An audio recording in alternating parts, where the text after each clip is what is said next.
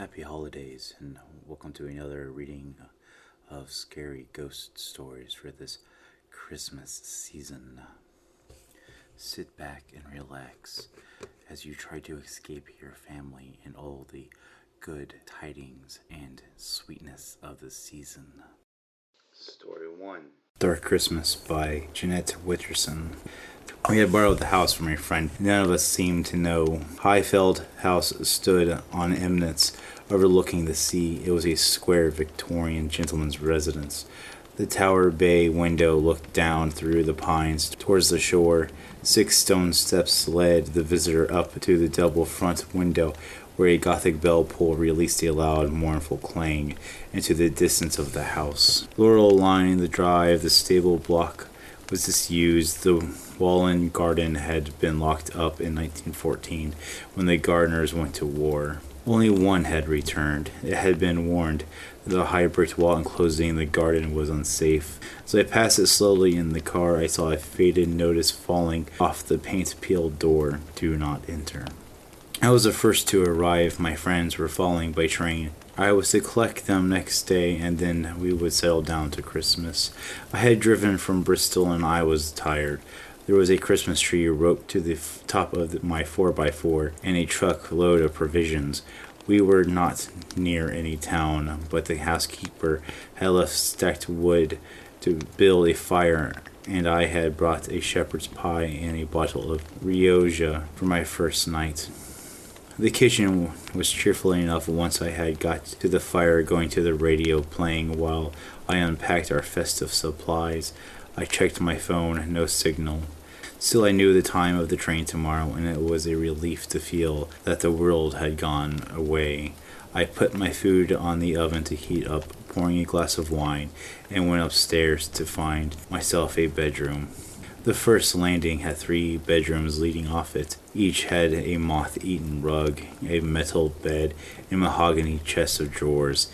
At the end of the landing was a second set of stairs to the attic room. I'm not romantic about maids' rooms or nurseries. There was something about the second set of stairs that made me hesitate. The landing was bright in the sudden way of late sun on a winter's afternoon, yet the light ended abruptly at the foot of the stairs, as though it couldn't go any further. I didn't want to be near that set of stairs, so I chose the room at the front of the house. As I went to bring my bag, the house bell started to ring. Its jerky metallic hammers sounded somewhat in the guts of the house. I was surprised but not alarmed. I expected the housekeeper. I opened the door. There was no one there. I went down the steps and I looked around. I admit I was frightened. The night was clear and soundless. There was no car in the distance, no footsteps walking away.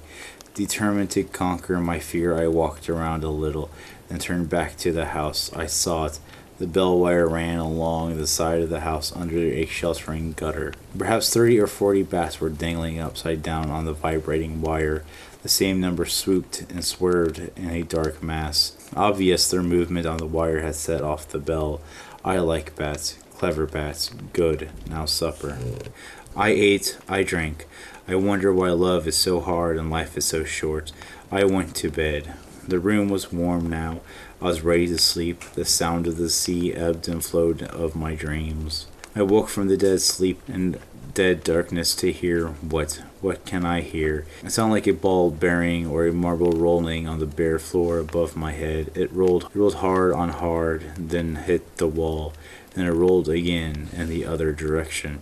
This might not have mattered, except that the other direction was upwards. Things can come loose and roll downwards, but they cannot come loose and roll up, unless someone... The thought was unwelcome that I dismissed it again with the law of gravity. Whatever was rolling over my head must be a natural dislodging. The house was drafty and unused. The attics were under the eaves where any kind of weather might be in. Weather or animal. Remembered the bats. I pulled the covers up to my eyebrows and pretended not to listen. There it was again, hard on hard, hit on pause on roll. I waited for sleep, waiting for daylight. We are lucky, even the worst of us, because daylight comes. It was a brooding day on the 21st of December, the shortest day of the year. coffee, coat on, car keys. Shouldn't I just check the attic? The second set of stairs was narrow, a servant's staircase. It led to a lathe, a plastered corridor barely a shoulder width wide. I started coughing. Breathing was difficult. Damp had dropped the plaster in thick, crumbling heaps on the floorboards. As below, there were 3 doors. 2 were closed. The door to the room above mine was ajar. I made myself go forward. The room was under the eaves as I had figured. The room was rough. There was no bed, only a washstand and a clothes rail. What surprised me was the nativity scene in the corner. Standing 2 feet tall, it was more like a doll's house than a Christmas decoration. Inside the open-fronted stable door, the animals, the shepherds, the cribs. Joseph, above the roof, on a bit of wire, was a battered star. It was old, handmade, in a workmanlike but not craftsmanlike sort of way. The painted wood now rubbed and faded like pigment of time. I thought I would carry it downstairs and put it by our Christmas tree.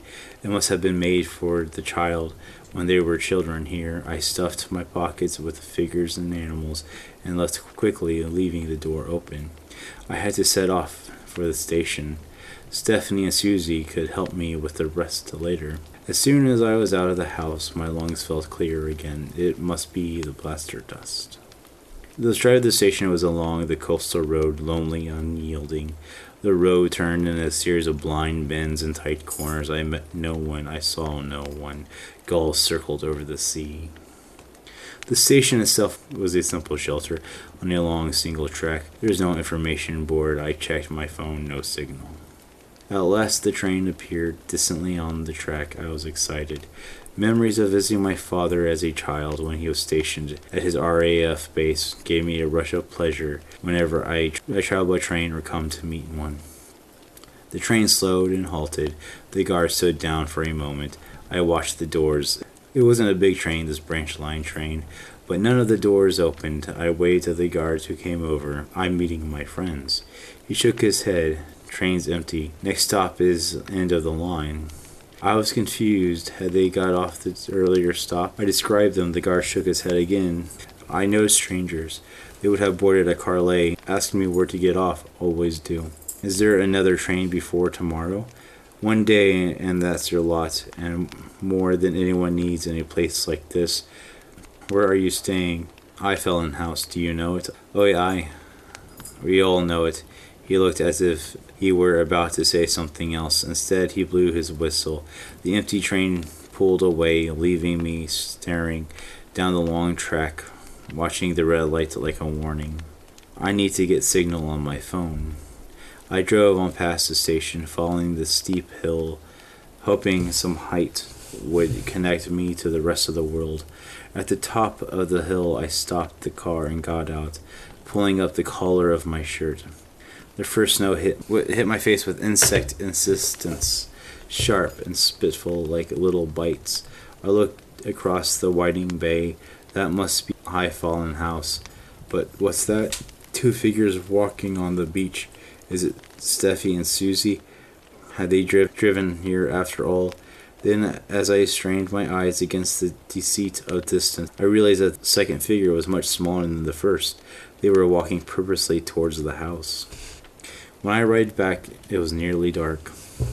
I put on the lights, blew the fire into a blaze. There was no sign of the mysterious couple I had seen from the hill.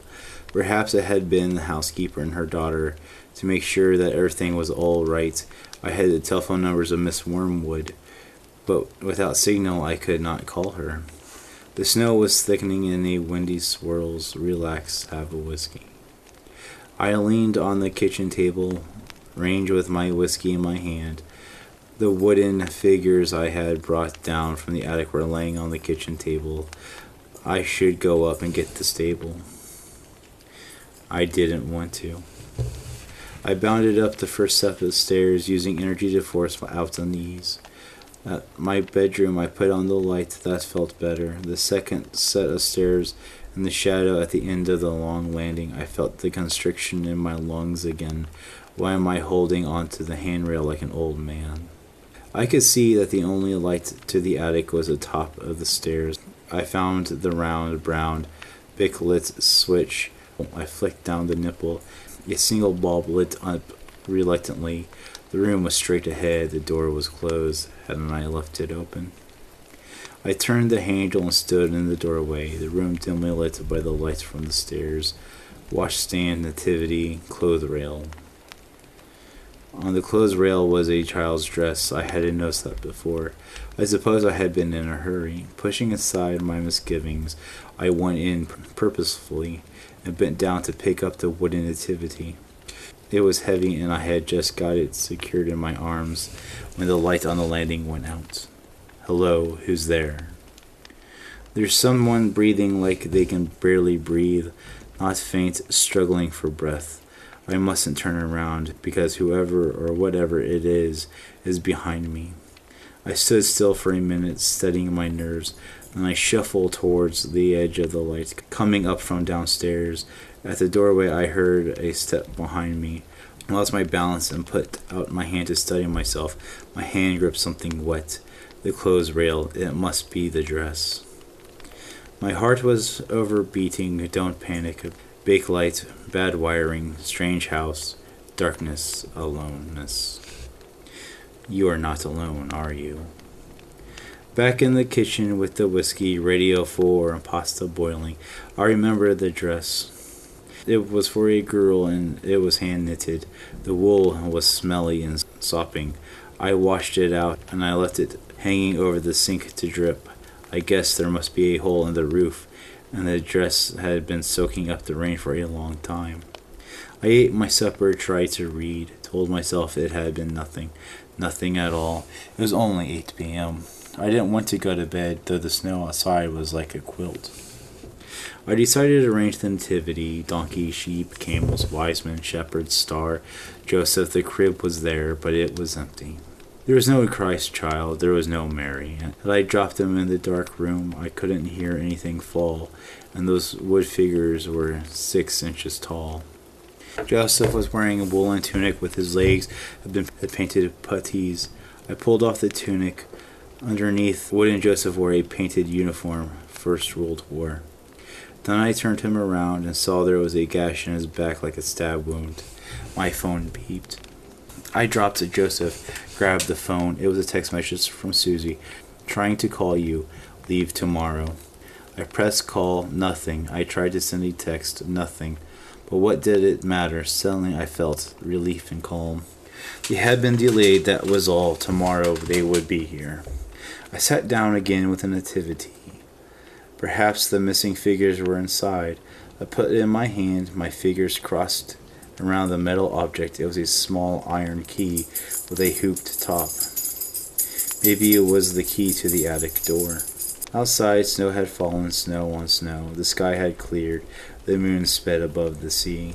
I had gone to bed and I was asleep when I heard it clearly above me. Footsteps pacing down the room. Hesitant, turn, return. I lay in bed, eyes staring blindly at the blind ceiling. Why do we open our eyes when we can't see anything? What was there to see? I don't believe in ghosts. I went to put on the light, but if the light didn't come on, why would it be worse to be in darkness? I had not chosen the darkness, I was choosing. But it would be worse. I sat up in bed and pulled back the curtain light. The moon was so bright tonight. Surely there would be light. There was light. Outside the house, hand in hand, stood the still and silent figures of a mother and child. I did not sleep again till daylight, and when I slept I woke up again. It was almost midday. Already the light was lowering. Hurrying to get coffee, I saw that the dress was gone. I left it dripping over the sink, and it was gone. Get out of the house. I set off to the station. There was an air frost that had coated the trees in glaring white. It was a beautiful deathly. The world held in ice. On the road there were no car tracks, no whispers but the roar and drop of the sea. I moved slowly and saw no one in the white unmoving landscape. I wondered if there was anyone else left alive. At the station I waited. Some time passed until the train whistled on the track. The train stopped. The guard got down and saw me. He shook his head. There's no one. He said, "No one at all." I thought I would cry. I took out my mute phone. I flashed up the message, "Trying to call you. Leave tomorrow." The guard looked at it. "Happen it's you who should be leaving," he said. "There's no more trains past Carlay now till the 27th. Tomorrow was the last, and that's been cancelled. Weather." I wrote down the number and gave it to the guard. "Will you phone my friends and tell them I'm on my way?" On the slow journey back to Highfell House, I filled my mind with my departure. It would be slow and dangerous to travel at night, but I could not consider another night alone. Or not alone. All I had to do was manage 40 miles to Inchbarn. There was a pub and a guest house and a remote but normal life. The text messages kept playing in my hand. Had it really meant that I should leave, and why? Because Susie and Steffi couldn't come. Weather, illness, it's all a guessing game. The fact is, I've got to go. The house seemed subdued when I returned. I had left the lights on, and I went straight upstairs to pack my bag. At once I saw the light to the attic was on. I paused, breathed. Of course it's on. I never switched it off.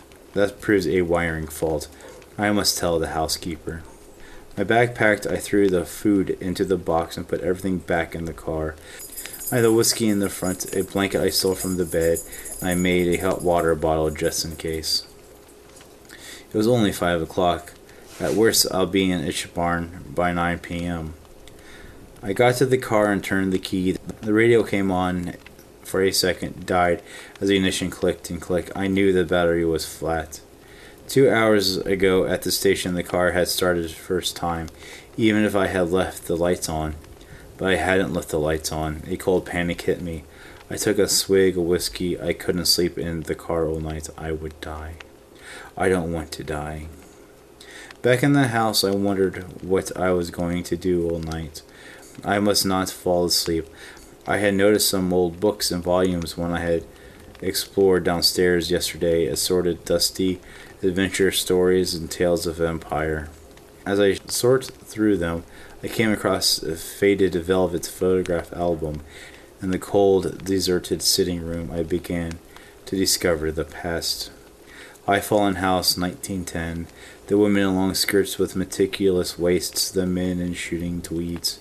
The stable boys in waistcoats, the gardeners wearing flat caps, the maids in starch aprons. And there they are again in Sunday's best. A wedding photo, Joseph and Mary Locke, 1912. He was a gardener, she was a maid. And in the back of the album, loose and unsorted, were further pictures and newspaper clippings, 1914, men in uniform. There was Joseph. I took the album back in the kitchen and put it next to the wooden soldier I had on my coat and scarf. I propped myself up in the 2 chairs by the wooden fire range and dozed and waited and dozed. Perhaps 2 o'clock when I heard a child crying. Not a child who had scraped his knee or lost a toy, but an abandoned child. A child whose own voice is his last hold on life. A child who cries and knows no one will come. The sound was not above me. It was above me. I knew where it was coming from. I put my hands over my ears and my head between my knees. I could not shut out the sound. A locked-up child, a hungry child, a child who was cold and wet and frightened. Twice I got up and went to the door. Twice I sat down again. The crying stopped. Silence, a dreadful silence. I raised my head. Footsteps were coming down the stairs. Not one foot in front of the other. Not one foot dragging slightly, then the other joining in. Stepping again. I raised my head. Footsteps came down the stairs. Not one foot in front of the other, but one foot dragging slightly, then the other joining in, steadily, stepping again. At the bottom of the stairs, the footsteps paused. Then they did what I knew they would do, with all the terror in my body. The footsteps came towards the kitchen door. Whatever was out there was standing 12 feet away on the other side of the door. I stood behind the table and picked up the knife. The door swung open with a violent force that rammed the brass doorknob into the plaster wall. Wind and snow blew into the kitchen, whirling out photos and cuttings on the table. I saw the front door itself was wide open, the entrance hall like a wind tunnel. Holding the knife, I went forward into the hall. to the shut door. The pendant metal lantern that hung from the ceiling was swinging wildly on its long chain. A sudden gust lurched it towards like a child's swing post too high. It fell back at force. You can see large semicircle fanlight over the front door. The fanlight shattered and fell around my shoulders in sharp rain, flicker, buzz, darkness. The house lights were out. No wind now, no cries, silence again. Glass hit in the snow-lit hall. I walked out the front door into the night in the drive. I turned left. I saw them, the mother and child.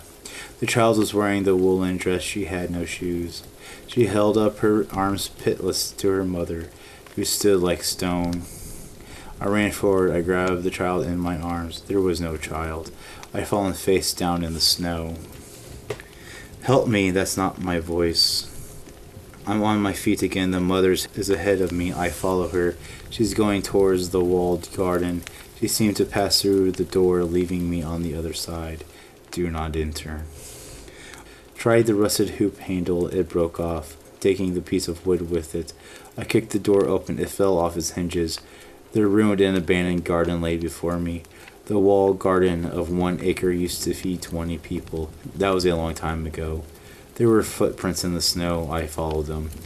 They led me to the bothy, its roof patched with corrugated iron. There was no door, but the inside seemed dry and sound. There was a tear-off calendar still on the wall. 22nd December 1916. I put my hand in my pocket and I realized the key from the nativity scene was there. At the same time I heard a chair scrape on the floor and the room beyond. I had no fear anymore. As the body first shivers and then numbs with cold, my feelings were frozen. It was moving through shadows as one who dreams. In the room beyond there was a low fire lit in a tiny tin fireplace. On either side of the fire sat the mother and child. The child was absorbed playing with a marble. Her bare feet were blue, but she did not seem to feel the cold any more than I did. Are we dead, then? The woman with a shawl over her head looked at me with deep, expressionless eyes. I recognized her. It was Mary Locke. She nodded at me or nodded at me. At some other me and some other time, I did not know. Her gaze went to a tall cupboard. I knew that my key fitted the cupboard. That I must open. I did so. The dusty uniform fell out, crumpled like a puppet. The uniform was not quite empty of its occupant. The black, faded wool jacket had a long slash where the lungs would have been. I looked at the knife in my hand. Open the door. Are you in there? Open the door. I woke to a blinding white. Where am I? Something rocking. It's the car. I'm in my car. A heavy glove was brushing off the snow. I sat up, found my key, pressed the unlock button. It was morning. Outside was the guard from the train and the woman who announced herself as Miss Wormwood. Fine mess you made it here, she said. We went into the kitchen. I was shivering so much that Miss Wormwood relented and began to make coffee. Alfie fetched me, she said, after he spoke to her friends. There's her body, I said, in the walled garden. Is that where it is? Said Miss Wormwood.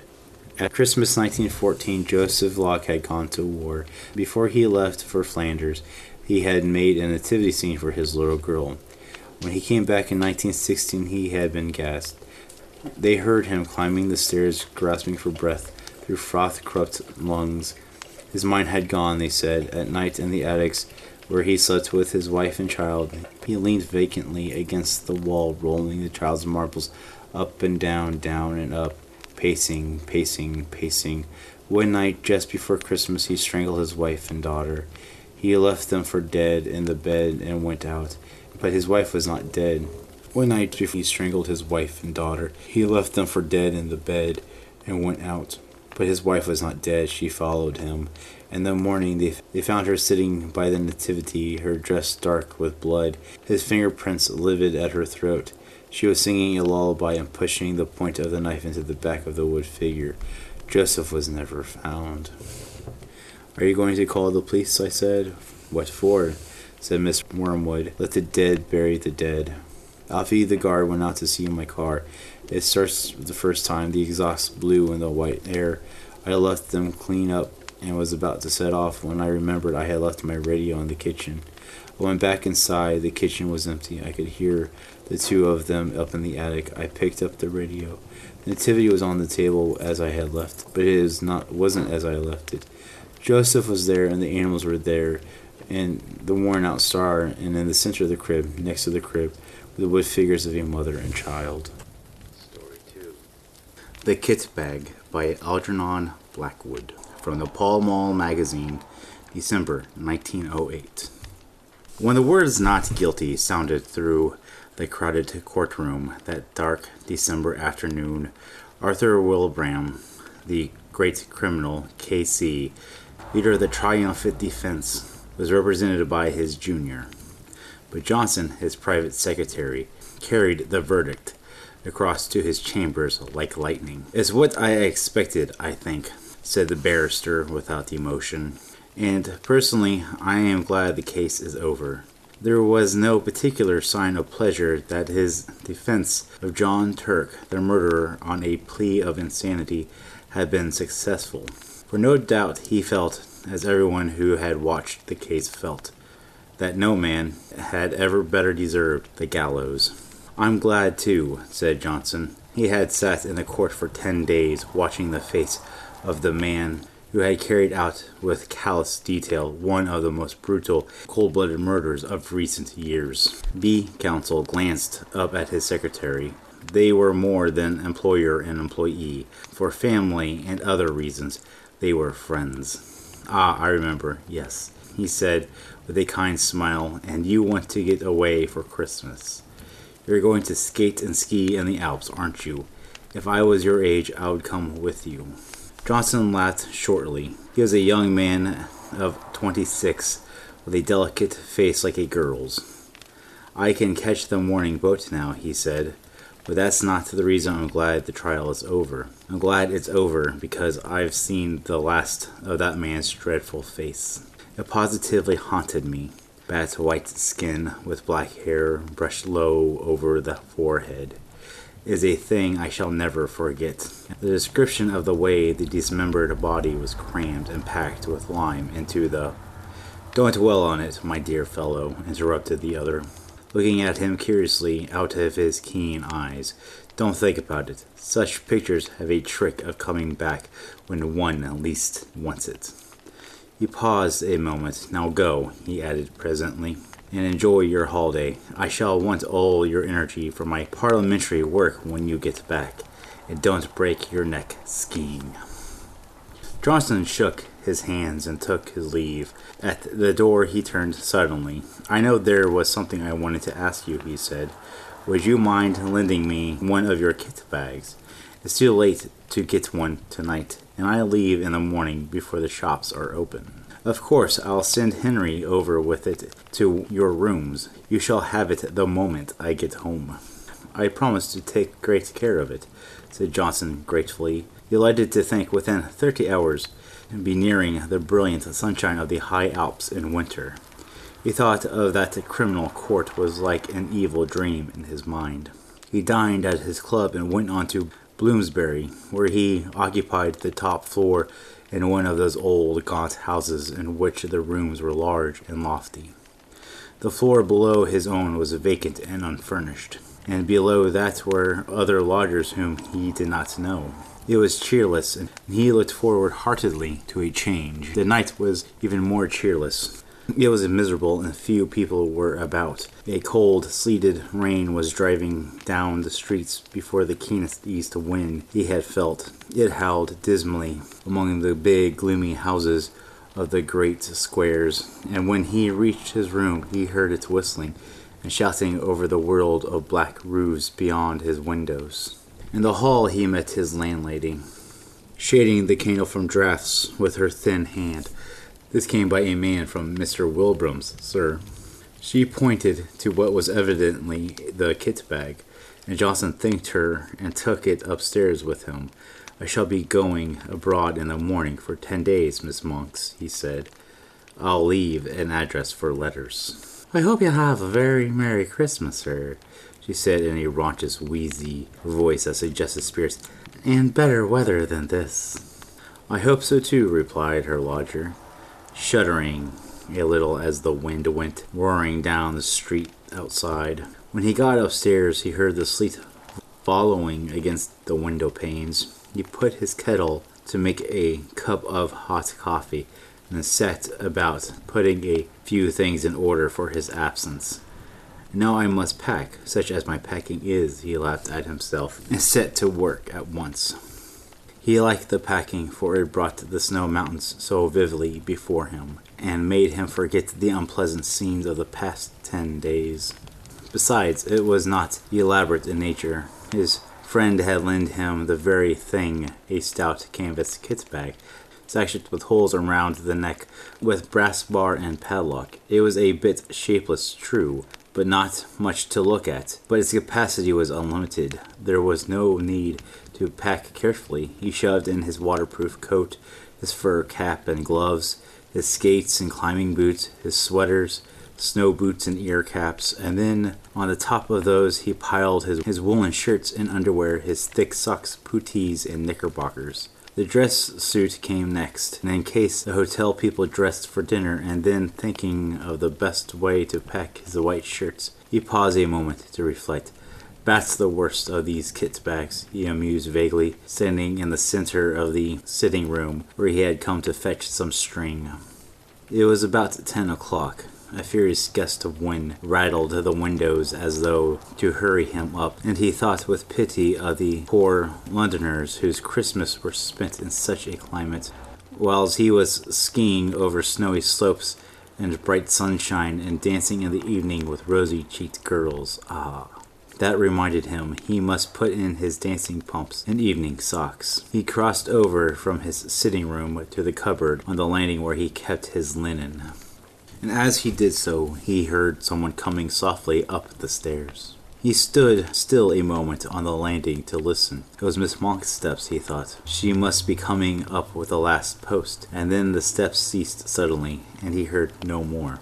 They were at least 2 flights down, and he came to the conclusion they were too heavy to be those of his bulbous landlady. No doubt they belonged to a later lodger who had mistaken his floor. He went into his bedroom and packed his pumps and dress shirt as best as he could. The kit bag by this time was 2/3 full and stood upright on its own base like a sack of flour. For the first time he noticed it was old and dirty, the canvas faded and worn, and that it had obviously been subjected to rather rough treatment.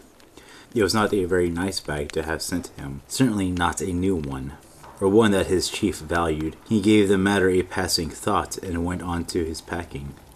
Once or twice, however, he caught himself wondering who it could have been wandering down below, for Miss Monk's had not come up with letters, and the floor was empty and unfurnished. From time to time, moreover, he was almost certain he heard a soft thread of something paddling about over the bare cupboards, cautious, stealthy, as silent as possible, and further that the sounds had been lately coming distinctly nearer. For the first time in his life he began to feel a little creepy. Then, as though to emphasize his feeling, an odd thing happened. As he left the bedroom, just packed his recalcitrant white shirts, he noticed that the top of the kit bag looped over towards him with an extraordinary resemblance to a human face. The canvas fell into a fold like a nose and forehead, and the brass rings for the padlock just filled the position of the eyes. Or was it a travel stain? For he could not tell exactly, looked like hair. It gave him rather a turn, for it was so absurdly, so outrageously like the face of like John Turk, the murderer. He laughed and went into the front room where the light was stronger. That horrid case has got on my mind, he thought. I'll be glad of a change of scene and air. In the sitting room, however, he was not pleased to hear again the stealthy tread upon the stairs, and to realize that it was much closer than before, as well as unmistakably real. And this time he got up and went out to see who it could be creeping about on the upper staircase at so late an hour. But the sound ceased. There was no one visible on the stairs. He went to the floor below, not without trepidation, and turned on the electric light to make sure that no one was hiding in the empty rooms of the unoccupied suite. There was not a stick of furniture large enough to hide a dog. Then he called over the banister to Miss Monks, but there was no answer, and his voice echoed down into the dark vault of the house and was lost in the roar of the gales that howled outside. Everyone was in bed and asleep, everyone except himself and the owner of the soft, stealthy tread. Hit my absurd imagination, I supposed, he thought. It must have been the wind after all. Although it seemed so very real and close, I thought. He went back to his packing. It was by this time getting on towards midnight. He drank his coffee up and lit another pipe, the last before turning in. It is difficult to say exactly at what point fear begins, when the causes of that fear are not plainly before the eyes. Impressions gather on the surface of the mind, film by film, as ice gathers upon the surface of the still waters, but so often lightly that they claim no defiant recognition from the consciousness. Then a point is reached where the accumulated expressions become a defiant emotion, and the mind realizes that something has happened. With something for a start, Johnson suddenly realized that he felt nervous, oddly nervous. Also, for that some time past the cause of his feelings had been gathering slowly in his mind, but that he had only just reached the point where he was forced to acknowledge them. It was a singular and curious malaise that had come over him, and he hardly knew what to make of it. He felt as though he were doing something that was strongly objected by another person, moreover, who had some right to object. It was a more disturbing and disagreeable feeling, not like the persistent promptings of conscience. Almost, in fact, as if he were doing something he knew to be wrong. Yet though he searched vigorously and honestly in his mind, he could nowhere lay his finger upon the secret growing uneasiness, and it perplexed him. Moreover, it distressed and frightened him. Pure nerves, I suppose, he said with a forced laugh. Mountain air will cure all that. Ah, he said, still speaking to himself, and that reminds me, my snow glasses. He was standing by the door of the bedroom during his brief soliloquy. As he passed quickly towards the sitting room to fetch them from the cupboard, he saw, out of the corner of his eye, the indistinct outline of a figure standing on the stairs, a few feet from the top. It was someone in a stooping position, with one hand on the banister and the face peering up towards the landing. And at the same moment he heard a shuffling footstep. The person who had been creeping about below all this time had at last come up to his own floor. How in the world could it be, and what in the name of heavens did he want? Johnson caught his breath sharply, stood stock still. Then after a few seconds' hesitation, he found his courage and turned to investigate. The stairs, he saw to his utter amazement, were empty. There was no one. He felt a series of cold shivers run over him, and something about the muscles of his leg gave a little and grew weak. For the space of several minutes he peered steadily into the shadows that congregated about the top of the stairs where he had seen the figure, and then he walked fast, almost ran, in fact, into the light of the front room.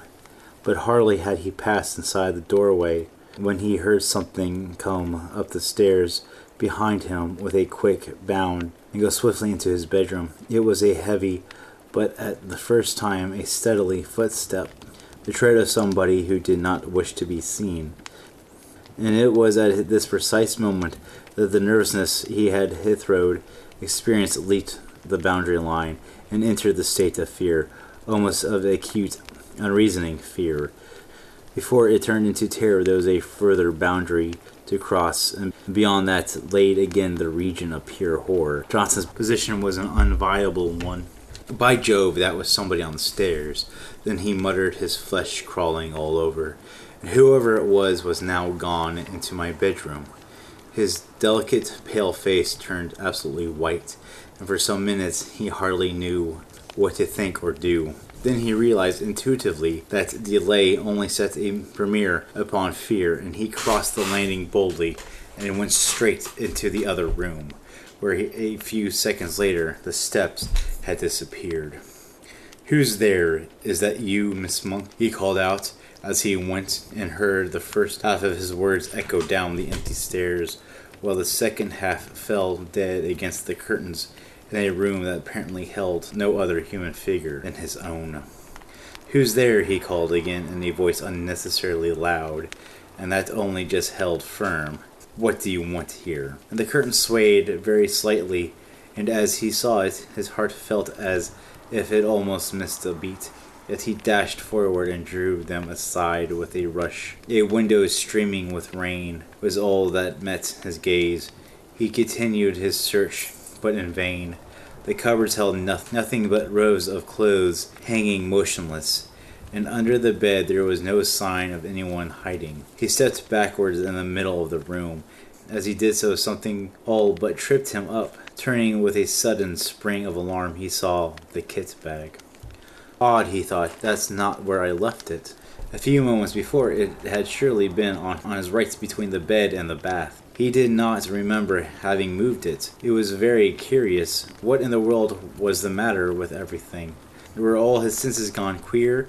A terrific gust of wind tore at the windows, dashing the slate against the glass with the force of a small gunshot, and then fled away howling dismally over the wastes of the Bloomsbury roofs.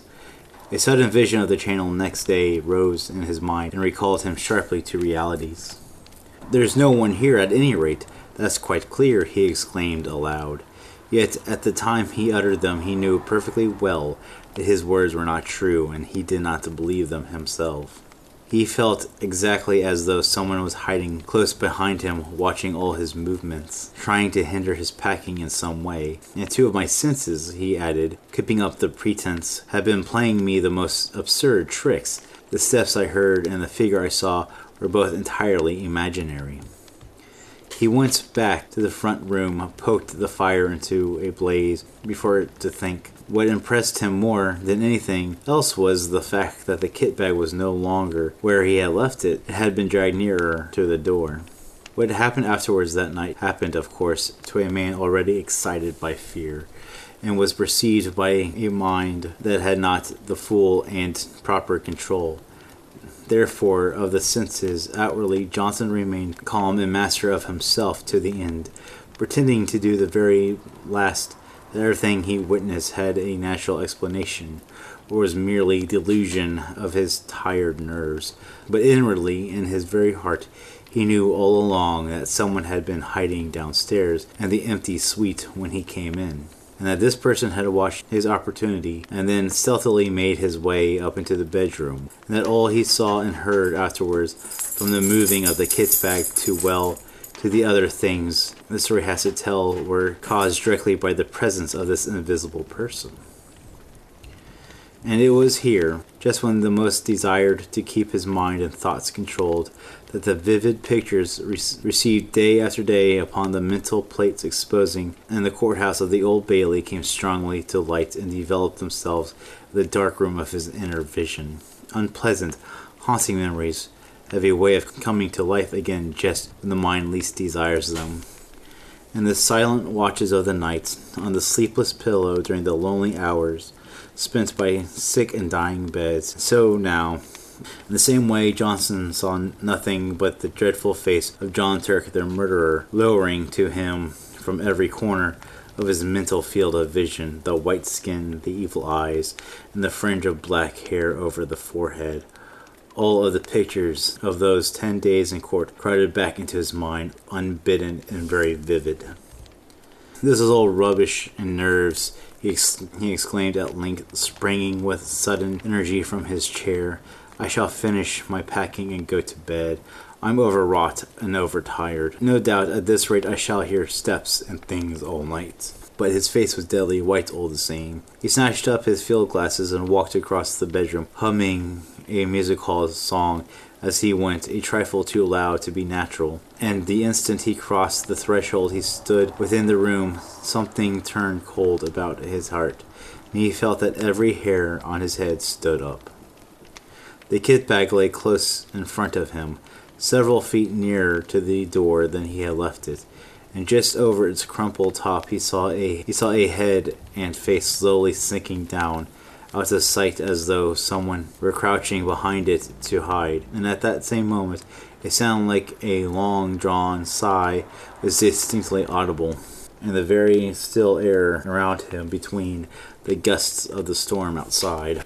Johnson had more courage and willpower than his girlish indecision of his face indicated, and at first such a wave of terror came over him that for some seconds he could do nothing but stand and stare. A violent trembling ran down his back and legs. He was conscious of a foolish, almost hysterical impulse to scream aloud. The sigh seemed in his very ear, and the air so quivered with it. It was unmistakably a human sigh. "Who's there?" he said at length, finding his voice. But though he meant to speak with loud decision, the tone came out instead in a faint whisper, for he had partially lost the control of his tongue and lips. He saw that the first time was all round and over the kit bag. Of course, there was nothing there, nothing but the faded carpet and the bulging canvas sides.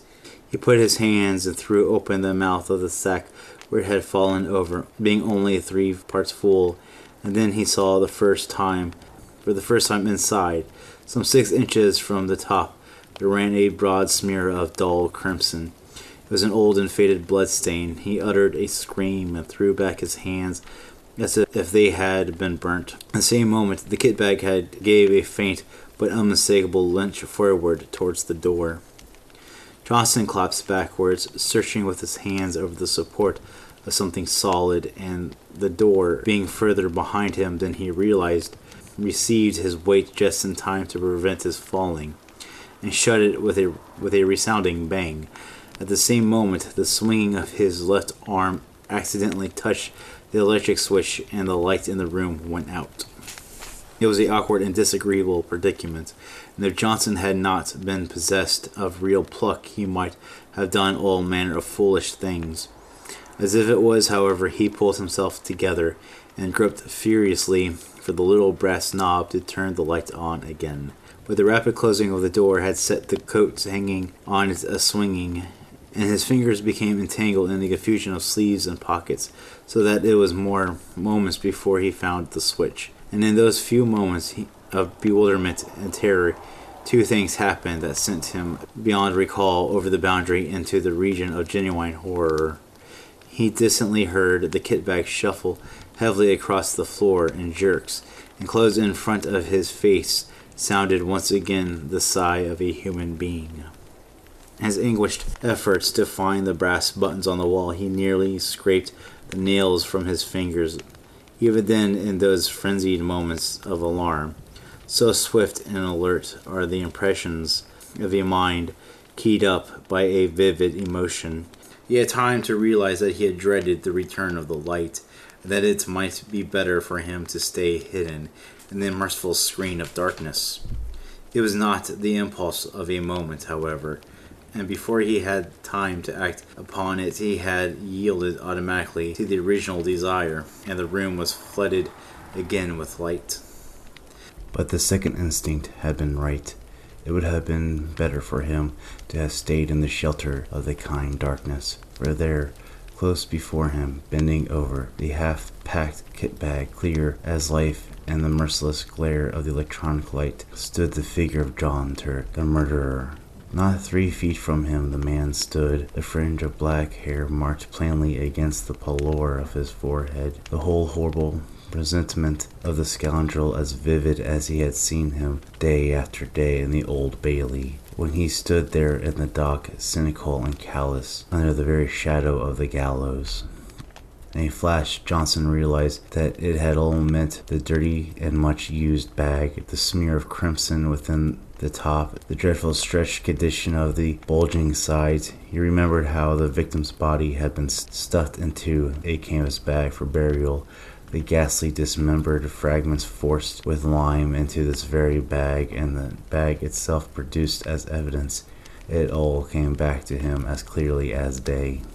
Very softly and stealthily, his hands groped behind him for the handle of the door, but before he could actually turn it, the very thing that he most of all dreaded came about, and John Turk lifted his devil's head and looked at him.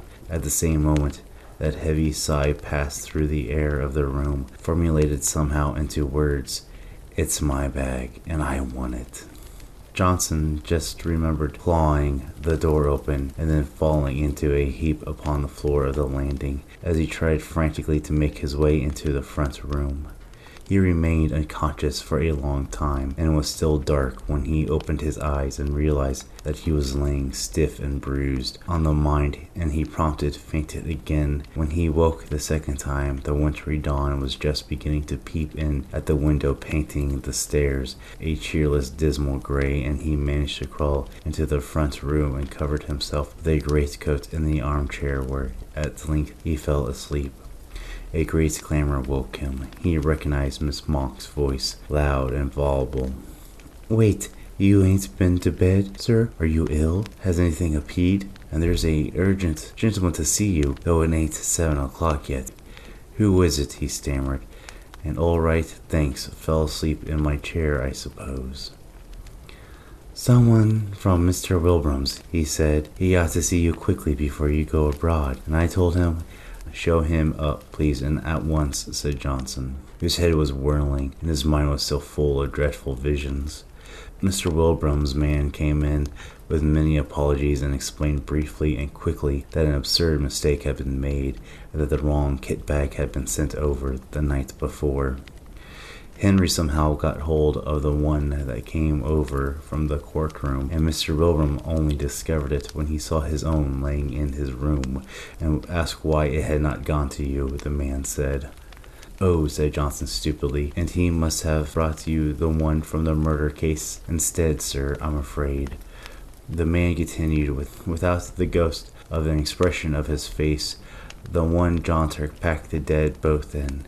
Mr. Wilbram's awful upset about it, sir, and told me to come over first thing this morning with the right one, as you were leaving by the boat." He pointed to a clean-looking kit bag on the floor, which he had just brought. "And I was to bring the other one back, sir," he added casually. For some moments Johnson could not find his voice. At last he pointed in the direction of his bedroom. "Perhaps you could kindly unpack it for me. Just empty the thing on the floor." The man disappeared into the other room and was gone for 5 minutes. Johnson heard the shifting to and fro of the bag and the rattling of the skates and boots being unpacked. "Thank you, sir," the man said, returning the bag folded over his arm. "And can I do anything more to help you, sir?" "What is it?" asked Johnson, seeing that he still had something he wished to say. The man shuffled and looked mysteriously. "Beg pardon, sir, but knowing your interest in the Turk case, I thought you'd maybe like to know what's happened." "Yes, John Turk killed himself last night with poison immediately on getting his release, and he left a note for Mr. Wilbram saying as he'd be much obliged if they'd have him put away, same as the woman he murdered and the old kit bag." "What time did he do it?" asked Johnson. 10 o'clock last night, sir," the warden said. Smee by A.M. Burrage. "No," said Jackson with a deprecatory smile. "I'm sorry. I don't want to upset your game. I shan't be doing that because you'll have plenty without me. But I'm not playing any games of hide-and-seek." It was Christmas Eve, and we were a party of 14, with just the proper leavings of youth. We had dined well. It was the season for childish games. We were all in the mood for playing them. All, that is, except Jackson. When someone suggested hide-and-seek, there was rapturous and almost unanimous approval. He was the one dissentient voice. It was not like Jackson to spoil sport or refuse to do as others wanted. Someone asked him if he were feeling seedy. "No," he answered. "I feel perfectly fit, thanks. But," he added with a smile which softened without retracting the flat refusal, "I'm not playing hide-and-seek." "Why not?" someone asked. He hesitated for a moment before replying. "I sometimes go and stay at a house where a girl was killed. She was playing hide-and-seek in the dark. She didn't know the house very well. There was a door that led to the servants' staircase. When she was chased, she thought the door led to a bedroom. She opened the door and jumped in and landed at the bottom of the stairs. She broke her neck, of course. We all looked serious. Miss Fernley said, "How terrible. And were you there when it happened?" Jackson shook his head sadly. "No," he said, "but I was there when something else happened. Something worse." "What could be worse than that?" "'Tis was," said Jackson. He hesitated for a moment and then said, "I wonder if any of you have ever played the game. Smee is better than hide and seek. The name comes from it's me, of course. Perhaps you like to play it instead of hide and seek. Let me tell you the rules of the game. Every player is given a sheet of paper. All the sheets except one are blank. One of the last sheet of paper is written Smee. No one knows who Smee is except Smee himself. Of course, you turn out the lights and Smee goes quietly out of the room and hides. After a time, the others go off to search for Smee. But of course, they don't know who they are looking for. When one player meets another, he claims him by saying Smee. The other answers Smee, and they continue searching. But the real Smee doesn't answer when someone challenges. The second player stays quiet beside him. Presently, they all will be discovered by a third player. We all challenge and receive no answer, and we will join the first. This goes until all the players are in the same place. The last one to find Smee has to forfeit. It's a good, noisy, amusing game. In a big house, it often takes a long time for everyone to find Smee. Perhaps you'd like to try. I'll happily pay my forfeit and sit here by the fire while you play. It sounds a good game, I remarked. Have you played it too, Jackson? Yes, he answered. I played it in the house that I was telling you about. And she was there, the girl who broke. No, no, said someone else. He told us he wasn't there when she broke her neck. Jackson thought for a moment. I don't know if she was there or not. I'm afraid she was. I know there were 13 of us playing the game. There were only 12 people in the house. I do not know the dead girl's name. When I heard that whispered name in the dark, it did not worry me. But I tell you, I'm never going to play that kind of game again. It made me quite nervous for a long time.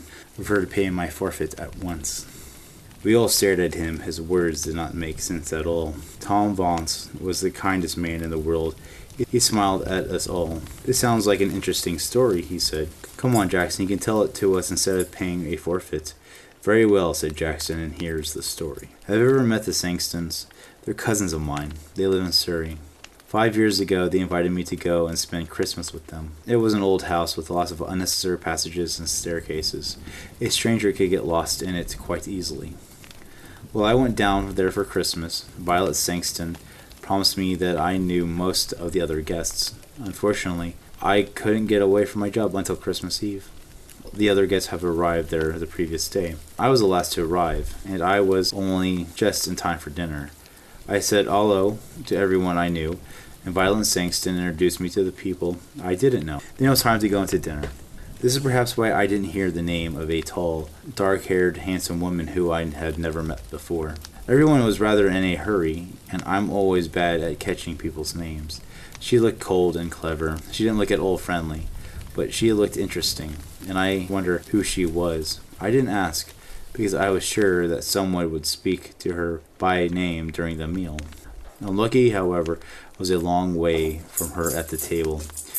I was sitting next to Miss Grome, and as usual, Miss Grome was very bright and amusing. Her conversation is always worth listening to, and I completely forget to ask the name of the dark, proud girl. There were 12 of us, including the Sangstons themselves. We're all young, we're trying to be young. Jack Sangston and Violet Sangston were the oldest, and their 17-year-old son, Reggie, was the youngest. It was Reggie who suggested Smee. When the talk turned to games, he told us the rules of the game, just as I described them to you. Jack Sangston warned us all. If you're going to play games in the dark, he said, please be careful of the back stairs on the first floor. A door leads there, and I've often thought about taking the door off. In the dark, a stranger to the house could think that they were going into a room. A girl really did break her neck on those stairs. I asked how it happened. It was about 10 years ago, before we came here. There was a party, and they were playing hide and seek. The girl was looking for somewhere to hide. She heard someone coming and ran along the passage to get away. She opened the door, thinking it would lead to a bedroom. She planned to hide in there until the seeker had gone. Unfortunately, it was the door that leads to the back stairs. She fell straight down to the bottom of the stairs. She was dead when they picked her up. We also promised to be careful. Miss Grom even made a little joke about living to be 90. You see, none of us had known the poor girl, and we did not want to feel sad on Christmas Eve. Well, we all started the game immediately after dinner. Young Reggie Sangston went around, making sure all the lights were off except the ones in the servants' rooms and in the sitting room where we were. We then prepared 12 sheets of paper, 11 of them blank, and one of them had Smee written on it. Reggie mixed them up, then we each took one. The person had got the paper with Smee on it had to hide. I looked at mine and I saw it was blank. A moment later all the electric lights went out. In the darkness I heard someone moving very quietly to the door. After a minute someone blew a whistle and all rushed to the door. I had no idea who was Smee. For 5 or 10 minutes we were all rushing up and down the passages and in and out of rooms, following each other and answering Smee, Smee. And after a while the noise died down, and I guess that someone found Smee. After a while I heard a group of people all sitting on some narrow stairs. I challenged and received no answer, so Smee was there. I hurriedly joined the group. Presently 2 players arrived. Each one was hurrying to avoid being last. Jack Sangston was last, and was given a forfeit. I think we're all here now, aren't we? He remarked. He lit a match, looked up at the staircase, and began to count. 9, 10, 11, 12, 13. He said and then laughed. That's silly. There's one too many. Then the match went out, and he lit another and began to count. He got as far as 12, and then he looked puzzled. There are 13 people here, I said. I haven't counted myself yet. Oh, nonsense, I heard. You probably began with yourself. Now you will want to count yourself twice. His son took out his electric torch. It gave a better light than a match, and we all began to count. Of course, there were 12 of us. Jack laughed. Well, I said, I was sure I counted 13 twice. From half a way up the stairs, Violet and Sangston spoke nervously. I thought there was somebody sitting 2 steps above me. Have you moved, Captain Ransom? The captain said that he hadn't, and I thought there was somebody sitting between Miss Sangston and me. The captain said, but he hadn't. Just for a moment, uncomfortable something in the air. A cold finger seemed to touch us all. For that moment we all felt that some odd and unpleasant had just happened, and it also began to happen again. When we laughed at ourselves, at each other, we felt normal again. There were only 12 of us, and that was that. Still laughing, we marched back to the sitting room and began again. This time I was Smee. Violet and Sangston found me while I was searching for a hiding place. The game didn't last long. Soon there were 12 people, and the game was over. Violet felt cold and wanted her jacket. Her husband went up to the bedroom to fetch it. As soon as he had gone, Reggie touched me on the arm. He was looking pale and sick. Quick, he whispered. I have to talk to you. Something horrible has happened. We went into the breakfast room. What's the matter? I asked.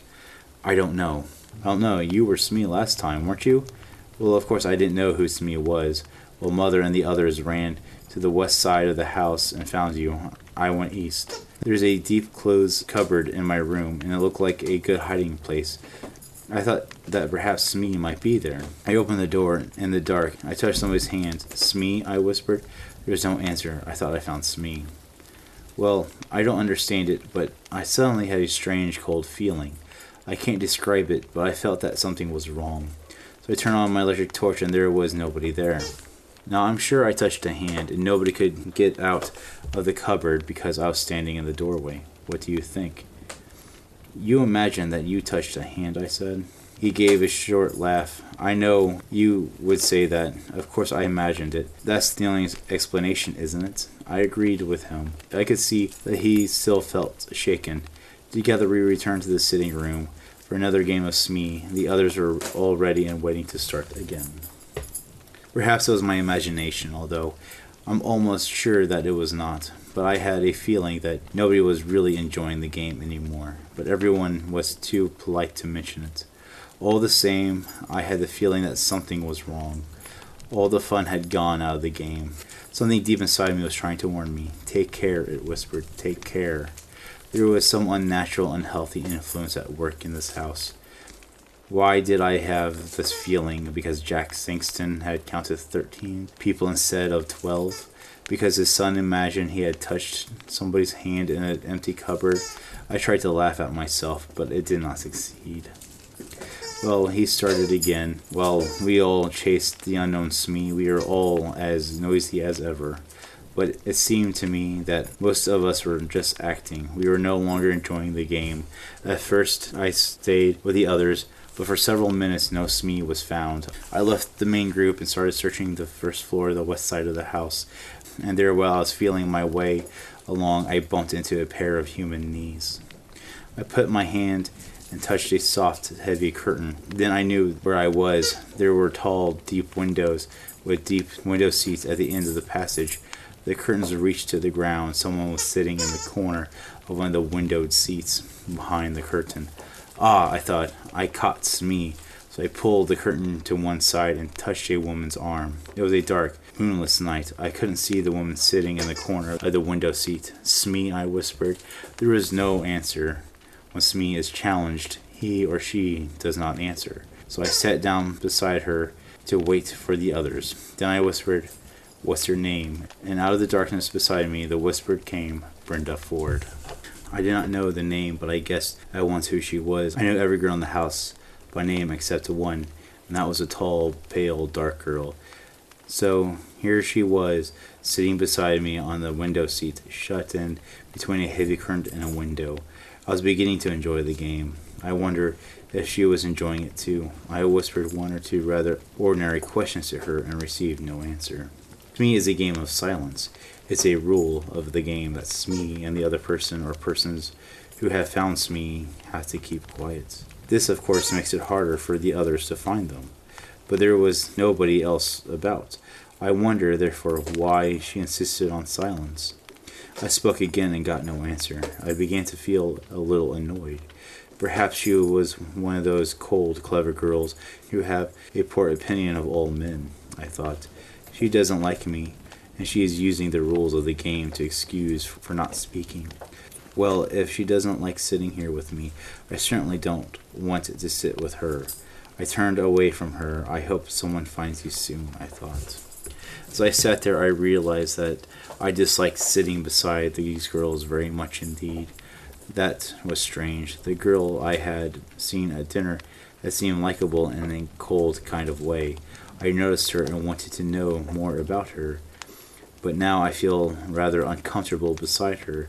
The feeling of something wrong, something unnatural was growing. I remember touching her arm, and I trembled with horror. I wanted to jump up and run away. I prayed that someone else would come along soon. Just then I heard light footsteps in the passage. Somebody on the other side of the curtain brushed against my knee.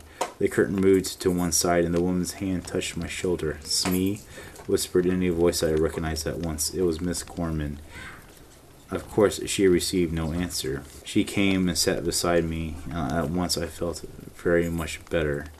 "It's Tony Jackson, isn't it?" she whispered. "Yes," I whispered back. "You're not Smee, are you?" "No.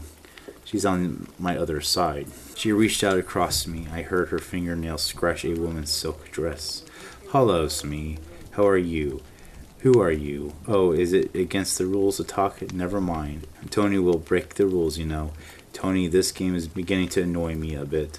I hope there aren't going to play it all evening. I like to play a nice quiet game, all together beside a warm fire."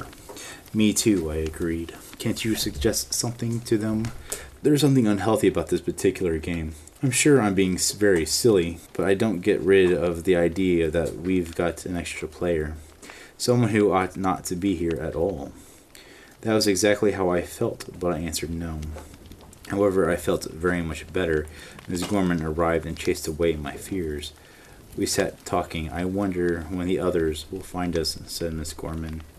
After the time we heard the sound of foot, and young Reggie's voice shouted, "Hello, hello, is anyone there?"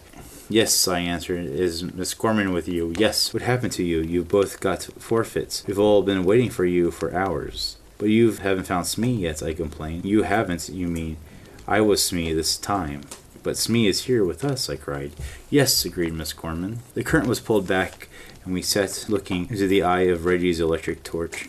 I was looking at Miss Gorman, and then on my other side, between me and the wall, was an empty place on the window sill. I stood up at once, and I sat down again. I was feeling very sick, and the world seemed to be going around and around. There was somebody there, I insisted, because I touched her. So did I, said Miss Gorman, in a trembling voice. I don't think anyone could leave the window seat without us knowing. Reggie gave a shaking little laugh. I remember his unpleasant experience earlier that evening. Someone's been playing jokes, he said. Are you coming down? We were not very popular when we came down to the sitting room. I found two of them sitting behind the curtain on a window sill, said Reggie. I went up to the tall, dark girl. So you pretended to be Smee and then went away, I accused her. She shook her head. Afterwards we played cards in the living room, and I was very glad.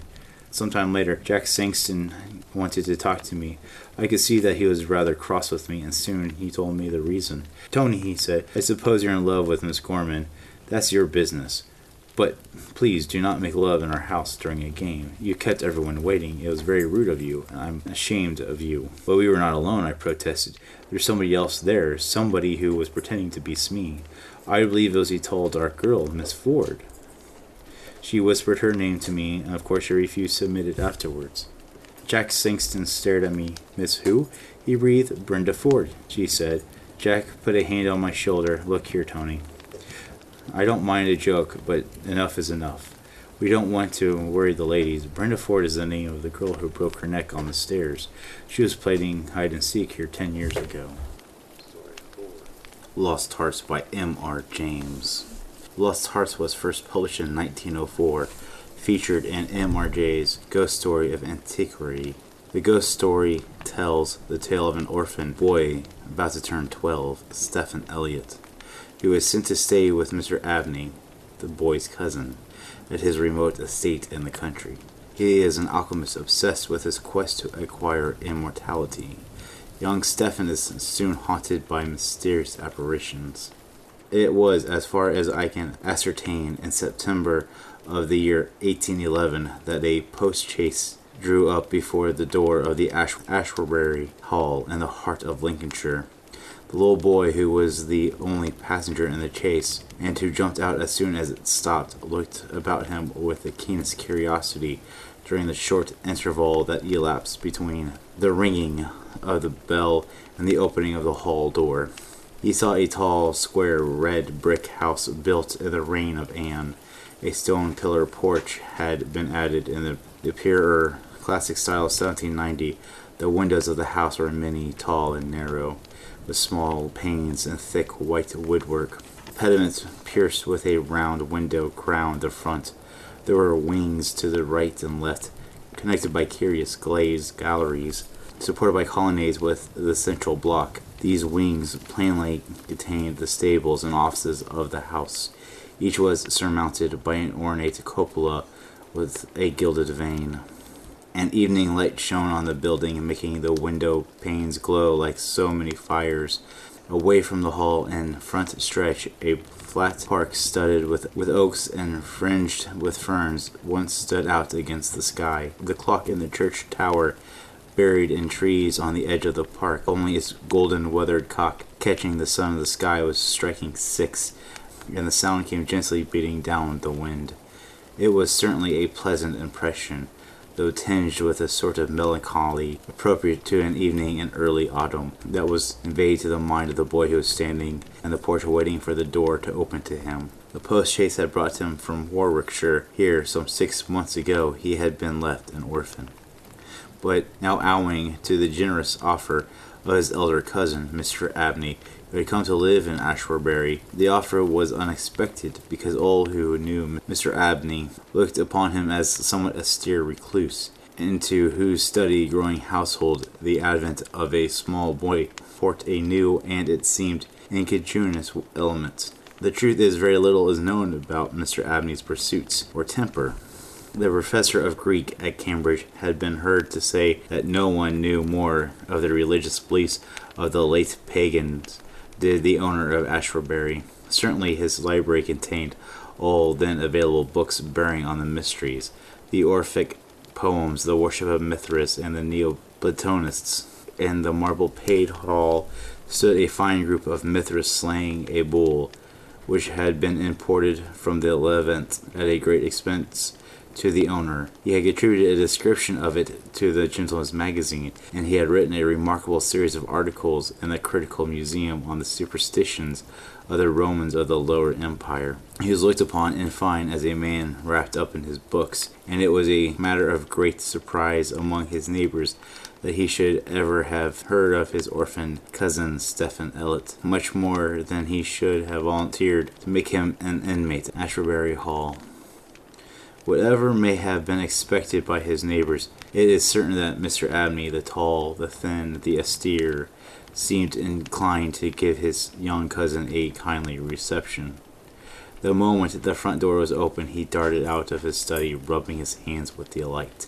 "How are you, my boy? How are you? How old are you?" said he. "That is, you're not too much tired, I hope, by the journey to eat your supper." "No, thank you, Mr. Elliot. I am pretty well." "That's a good lad," said Mr. Abney. "And how old are you, my boy?" It seemed a little odd that he should have asked the question twice in the first 2 minutes of their acquaintance. "I'm 12 years old, next birthday, sir," said Stephen. "Ah, when is your birthday, my dear boy?" 11th of September, eh? "That's well, that's very well. Near a year hence, isn't it? I like to get those things down in my book. Sure it's 12? Certain?" "Yes, quite sure, sir." "Well, well, take him to Miss Bunch's room, Parks, and let him have his tea, supper, whatever it is." "Yes, sir, quite sure, sir." "Yes, sir," answered the staid Mr. Parks, and conducted Stephen to the lower regions. Miss Bunch was the most comfortable and human person whom Stephen had met at Ashbury. She made him completely at home. They were great friends in a quarter of an hour, and great friends they remained. Miss Bunch had been born in the neighborhood 55 years before the date of Stephen's arrival, and her residence at the Hall was of 12 years' standing. Consequently, if anyone knew the ins and outs of the house in the district, Miss Bunch knew them, declined to communicate her information. Certainly there was plenty of things about the Hall and the Hall gardens which Stephen, who was an adventurous and inquiring turn, was anxious to have explained to him. Who built the temple at the end of the Laurel Walk? He was the old man whose picture hung on the staircase, sitting at a table with a skull under his hand. These and many similar points were cleared up by the resources of Miss Bunch's powerful intellect. There were others, however, of which explanations furnished were less satisfactory. One November evening, Stephen was sitting by the fire in the household's room, reflecting on his surroundings. "Is Mr. Abney a good man, and will he go to heaven?" he suddenly asked, with a peculiar confidence which children possess in the ability of their elders to settle these questions, the decisions of which is believed to be reserved for other tribunals. "Good, bless the child," said Miss Bunch. "Master, as kind a soul as I've ever seen. Didn't I never tell you of the little boy as he took in out of the street, as you may say, the 7 years ago, or the little girl 2 years after I first came here?" "No, do tell me about them, Miss Bunch. Now, this minute." "Well," said Miss Bunch, "the little girl I do not seem to recollect so much about. I know Master brought her back with him from his walk one day, and gave orders to Miss Elias, as was housekeeper then, as she should be took every care with, and the poor child had no one belonging to her. She told me so her own self, and here she lived with us a matter of 3 weeks it might be.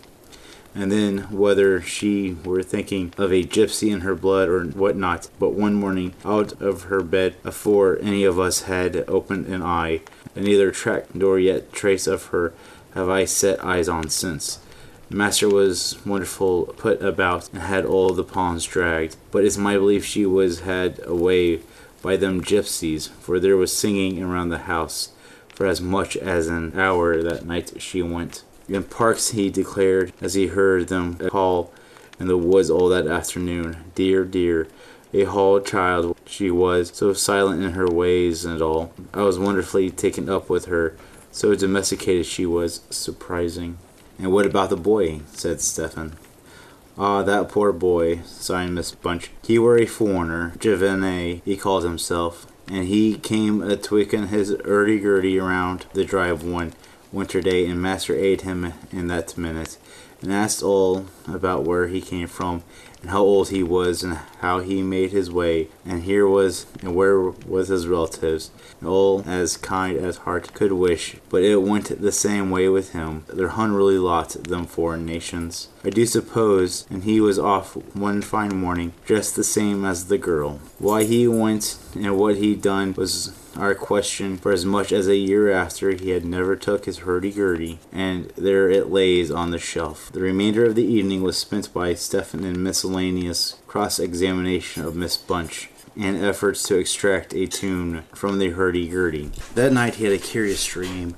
At the end of the passage at the top of the house in which the bedroom was situated, there was an old disused bathroom. It was kept locked, but the upper half of the door was glazed, and since the muslin curtains which used to hang there had long been gone, he could look and see the lead-lined bath affixed to the wall on the right hand, with its head toward the window. On the night of which I am speaking, Stephen Elliott found himself, as he thought, looking through the glazed door. The moon was shining through the window, and he was gazing at a figure which lay in the bath. His description of what he saw reminds me of what I once beheld myself in the famous vaults of St. Michael's Church in Dublin, which possesses the horrid property of preserving corpses from decade for centuries. A figure inexpressibly thin and pathetic, of a dusty leaden color, enveloped in a shroud-like garment, the thin lips crooked into a faint and dreadful smile, the hands pressed tightly over the region of the heart. As he looked upon it, a distant, almost inaudible moan seemed to issue from its lips, and the legs began to stir.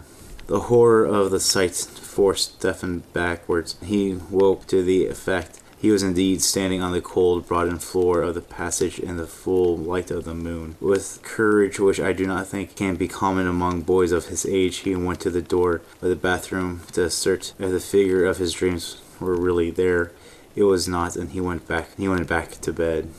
Miss Bunch was much impressed next morning by his story, and went so far as to replace the muslin curtain over the glazed door of the bathroom. Mr. Abney, moreover, to whom he confined his experiences at breakfast, was greatly interested and made notes of the matter in which he called his book. The spring equinox was approaching, as Mr. Abney frequently reminded his cousin, adding that this may have been always considered by the ancients to be a critical time for the young, that Stephen would do well to take care of himself and to shut his bedroom window at night, and that Ciceronians had some valuable remarks on the subject. Two incidences that occurred about this time made an impression upon Stephen's mind.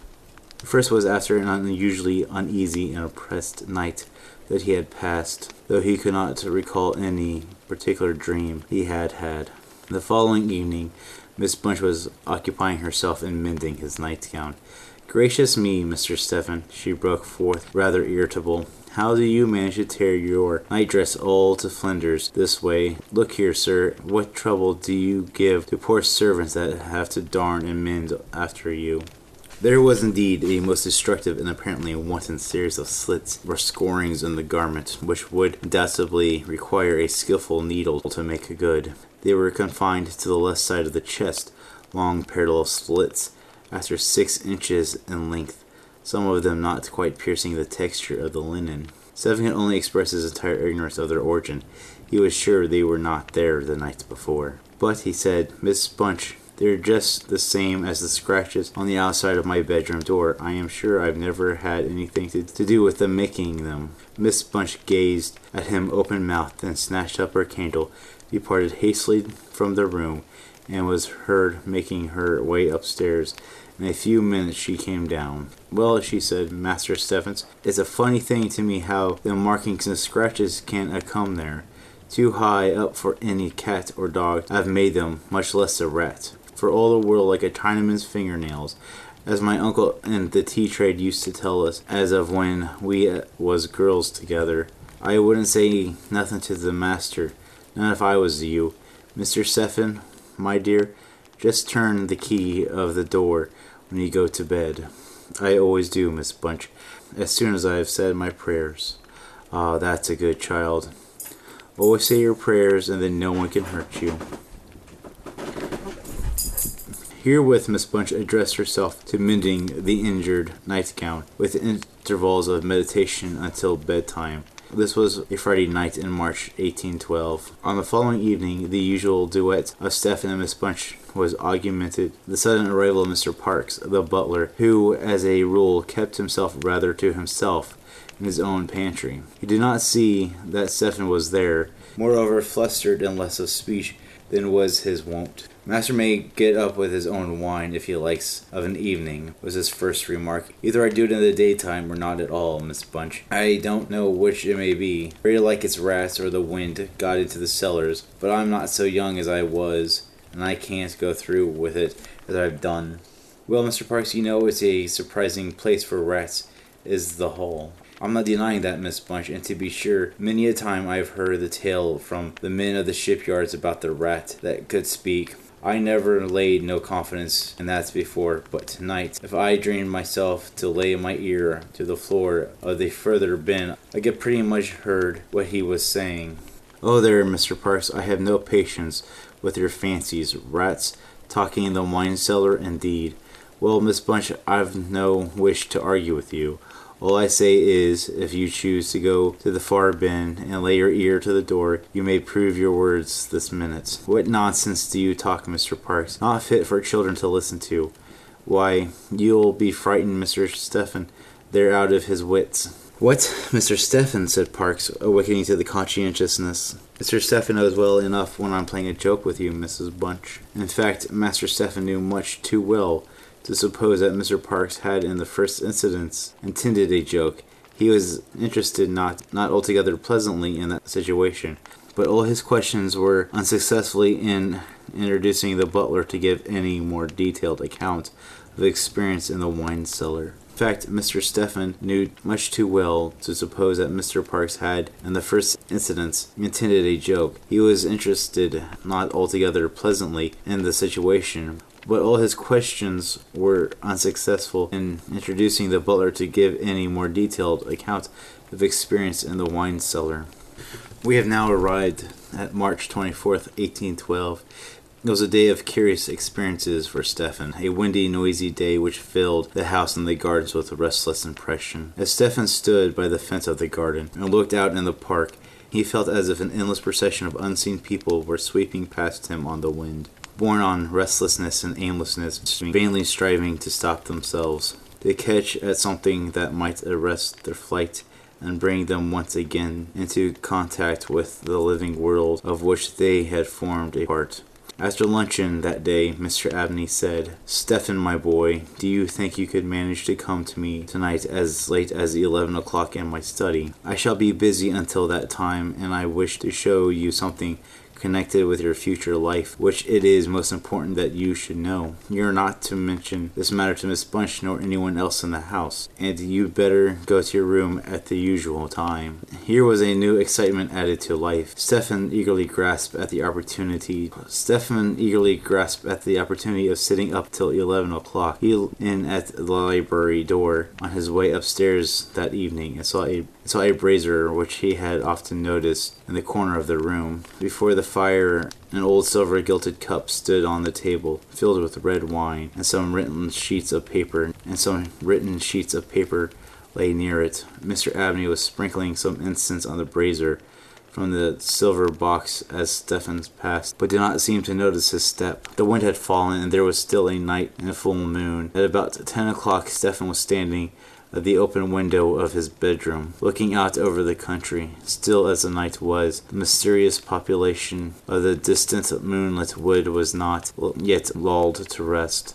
From time to time, strange cries as of lost and despairing wanderers sound from across the mere. They might be the notes of owls or water birds, yet they did not quite resemble either sound. Were not they coming nearer? Now they sound from the nearer side of the water. In a few moments they seemed to be floating about among the shrubberies. Then they ceased. But just as Stephen was thinking of shutting the window and resuming his reading of Robinson Crusoe, he caught sight of two figures standing on the gravel terrace that ran along the garden side of the hall. The figures of a boy and girl, as it seemed. They stood side by side, looking up at the windows. Something in the form of the girl recalled irresistible his dream of the figure in the bath.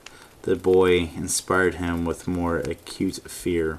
Whilst the girl stood still, half smiling, with her hand clasped over her heart, the boy, a thin shape, black hair, and ragged clothes, raised his arms in the air with an appearance of menace and unappeasing hunger and longing. The moon shone upon his most transparent hands, and Stephen saw the nails were fearfully long, and that the light shone through them. As he stood with his arms thus raised, he disclosed a terrifying spectacle. On the right side of his chest there opened a black and gaping rent, and there fell upon Stephen's brain, rather upon his ears, the impression of one of those hungry and desolate cries that he had heard resounding over the wood of Ashwarbury all that evening. In another moment his dreadful pair had swiftly and noiselessly over the dry gravel, and he saw them no more. Inexpressibly frightened as he was, he determined to take his candle and go down to Mr. Abney's study for an hour. Appointment for the meeting was near at hand. The study of the library opened out of the front hall on one side, and Stephen, urged by his terrors, did not take long in getting there. Effect an entrance was not easy.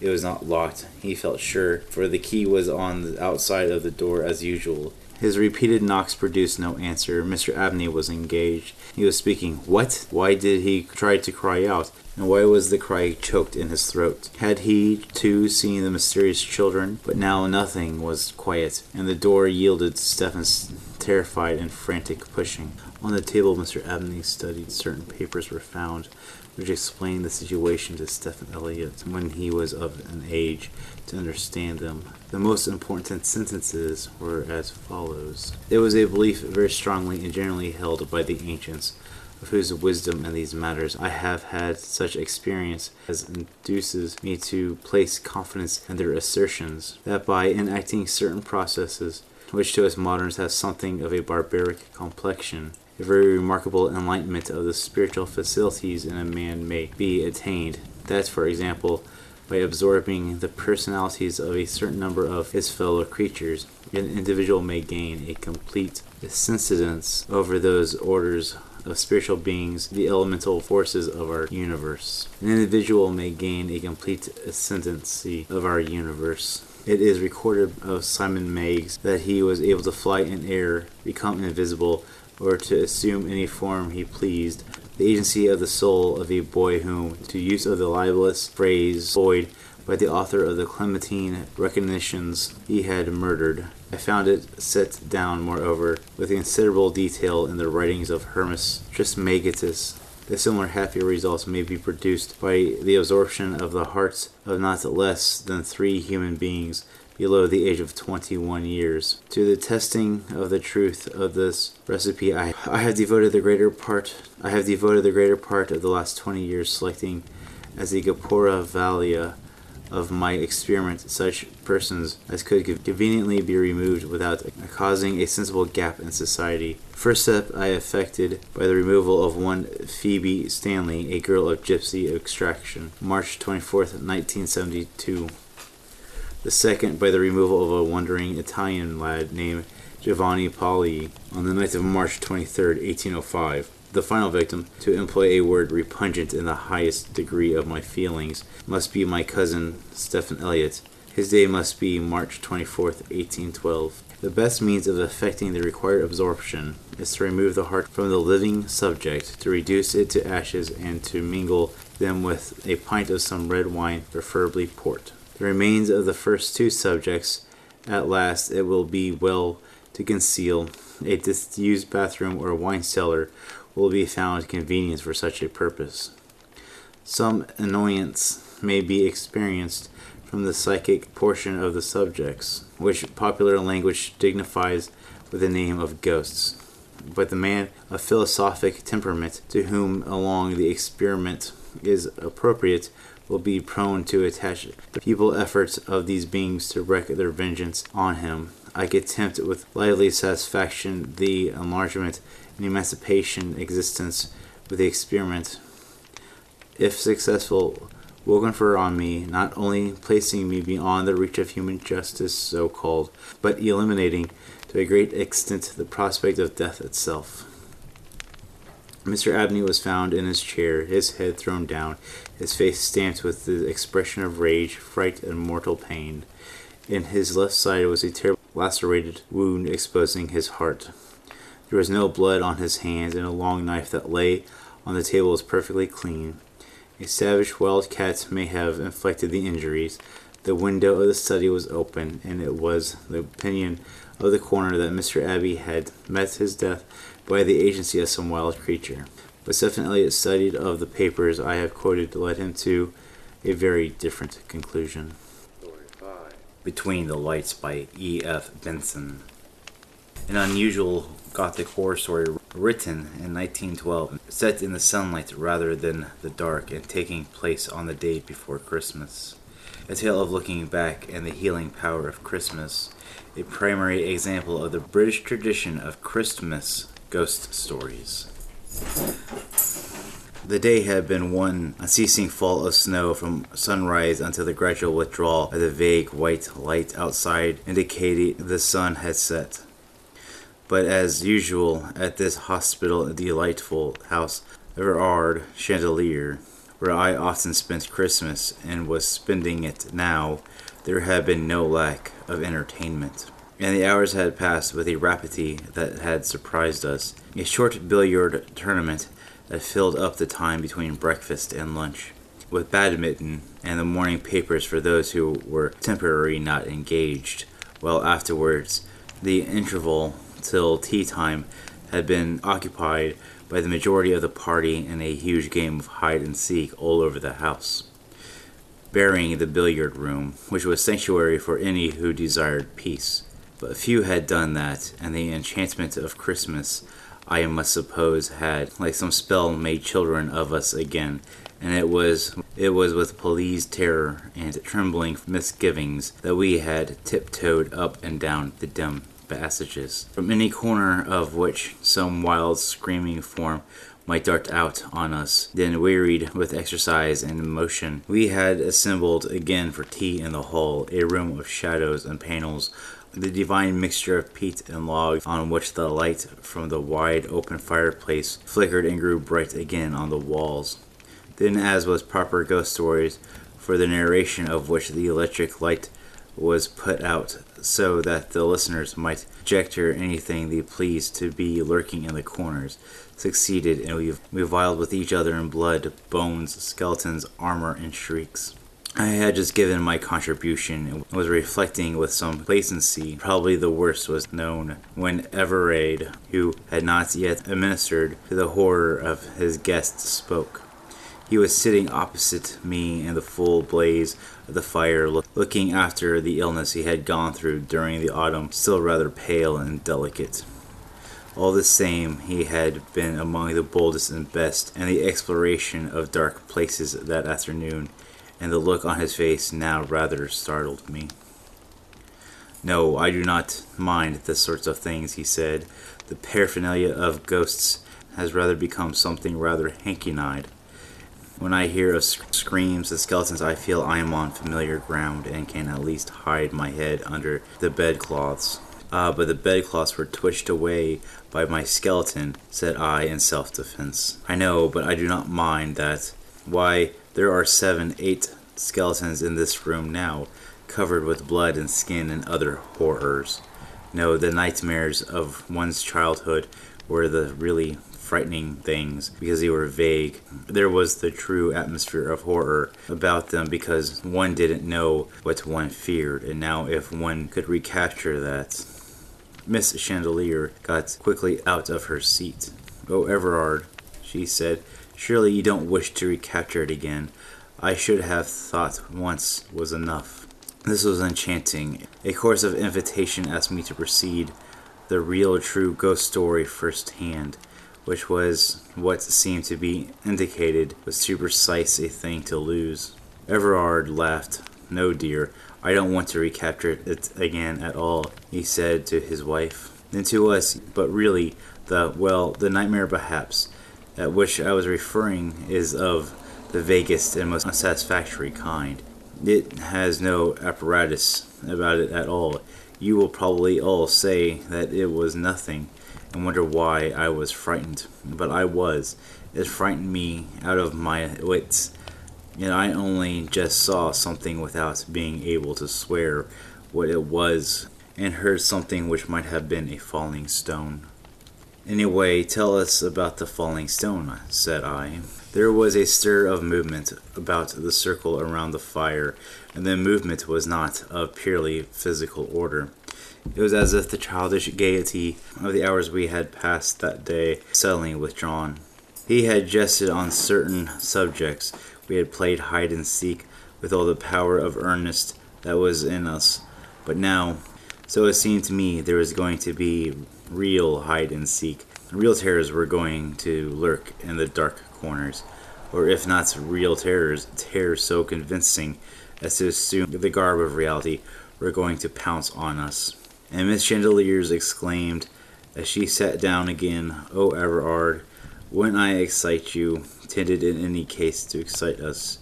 The room still remained in dubious darkness except for the sudden lights disclosed on the walls by the leaping flames on the hearth, and there was wide field of conjecture as to what might lurk in the dim corners. Everard, moreover, who had been sitting in bright lights before, was banished by the extinction of some flaming log in the shadows.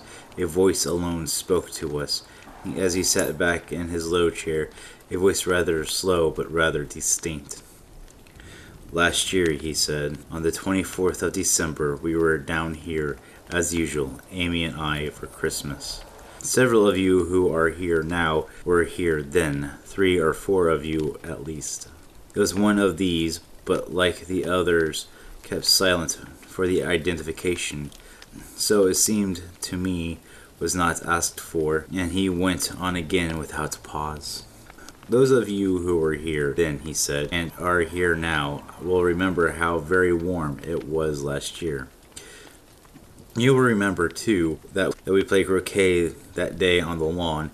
It was perhaps a little cold for croquet, but we played it rather in order to be able to say, with sound evidence, to back the statement that we had done so." Then he turned to address the whole little circle. "We played ties of half games," he said, "just as we played billiards today. It was certainly as warm on the lawn then as it was in the billiard room this morning directly after breakfast. Well, today I should not wonder if there was 3 feet of snow outside. More, probably. Listen." A sudden draught fluted in the chimney, and the fire flared up as the current of the air caught it. The wind also drove the snow against the windows, and as he said, "Listen," we heard a soft scurry of falling flakes against the panes, like the soft tread of many little people who stepped lightly, but with the persistence of multitudes who were flocking with some rendezvous. Hundreds of little feet seemed to be gathering outside, only the glass kept them out.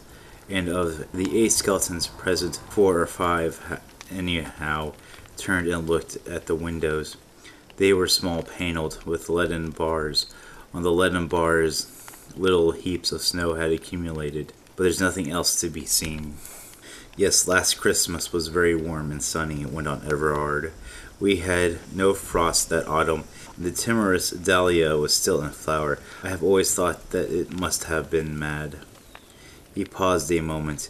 "And I wonder if I were not mad too," he added. No one interrupted him. There was something arresting, I must suppose, in what he was saying. He chimed in anyhow, with the hide and seek and with the suggestions of the lonely snow. Miss Chandelier had sat down again, but I heard her stir in her chair. but never was there a gay party so reduced as we had seen in the past 5 minutes. Instead of laughing at ourselves or playing silly games, we were all taking a serious game seriously.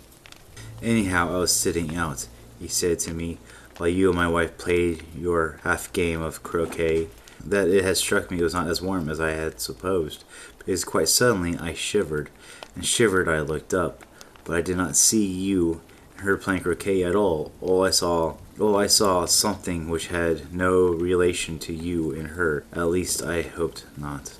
Now the angler lands his fish, the stalker kills the stag, and the speaker holds his audience. And as the fish is gaffed and the stag is shot, so were we held. There was no getting away till he had finished with us. We all know the croquet lawn, he said, and how it is bounded all around by a flowery border, with a brick wall behind it, though which you will remember there is only one gate. Well, I looked up and saw that the lawn I could for one moment set was still a lawn, was shrinking, and the walls closing in upon it.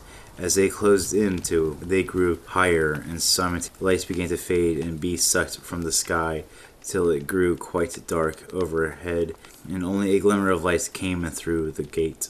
There was, I told you, a dahlia in flower that day, and as this dreadful darkness and bewilderment came over me, I remember that my eyes sought it in kind of despair, holding on, as it were, to any familiar object, for it was no longer a dahlia, and for the red of its petals I saw only the red of some feeble firelight, and at that moment the hallucination was complete. I was no longer sitting on the lawn watching croquet, but I was in a low-roofed room, something like a cattle shed, but round. Close above my head, thought I was sitting down, ran rafters from wall to wall. It was clearly dark, but a little light came in from the door opposite of me, which seemed to lead into a passage that communicated with the exterior of the place. However, of the wholesome air came into this dreadful din. The atmosphere was oppressive and foul, beyond all telling. It was as if for years it had been the place for some human menagerie, and for those years had been unclean and unsweetened by the winds of heaven. Yet the oppressiveness was nothing to an awful horror of the place from the view of the spirit. Some dreadful atmosphere of crime and abomination dwelt heavy in it. Its denizens, however they were scarce human, as it seemed to me, and though men and women were a kind more to the beasts of the field. In addition, there was presence to me some sense of weight of years I had taken and thrusted down into some epoch of dim antiquity. He paused a moment, and the fire of the hearth leaped up for a second and then died down again. And in that gleam I saw that all faces were turned to Everard, and all wore some look of dreadful expectancy. Certainly I felt it myself, and waited in a sort of shrinking horror for what was coming.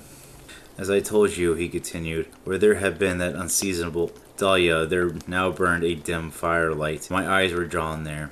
Shapes were gathered around it. What they were I could not at first see. Then perhaps my eyes got more accustomed to the dusk, where the fire burned better, for I perceived that there were of human form, but very small. One rose with a horrible chattering at his feet. His head was still some inches off the lower roof. He was dressed in a sort of shirt that had come to his knees, but his arms were bare and covered with hair. Then the gesticulation and chattering increased, and I knew that they were talking about me, for they kept pointing in my direction, and at that my horror suddenly deepened, for I became aware that I was powerless, could not move hand or foot. Its mere impotence had possession of me. I could not lift a finger or turn my head. Paralysis of the fear, I tried to scream, but not a sound could I utter. And all this, I suppose, took place in the instantaneousness of a dream. For at once, and without transition, the whole thing had vanished, and I was back on the lawn again, while the stroke for which my wife was aiming was still unplayed, but my face was dripping with perspiration, and I was trembling all over. Now you may all say I had fallen asleep and had a sudden nightmare, but maybe so, but I was conscious of no sense of sleepiness before, and I was conscious of none afterwards. It was as something had held a book before me, whisked the pages open for a second, and closed them again. Someone I did not know who got up from his chair with a sudden movement that made me start, and I turned on the electric light. I do not mind confessing that I was rather glad of this. Everard laughed. Really, I felt like Hamlet in the play scene, he said, and as if there was a guilty uncle present. Shall I go on? I do not think anyone replied, and he went on. Well, let us say for a moment that it was not a dream exactly, but a hallucination. Whatever it was, in any case, it haunted me for months, I think. It was never quite out of my mind, but lingered somewhere in the dusk of consciousness. Something sleeping quietly, so to speak, but something stirring in its sleep.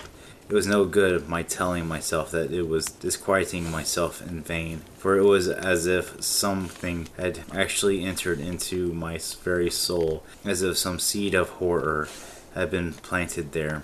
And as the weeks went on, the seed began to sprout, so that I can no longer tell myself that the vision had been a moment's disorderment only. I can't say that it actually affected my health.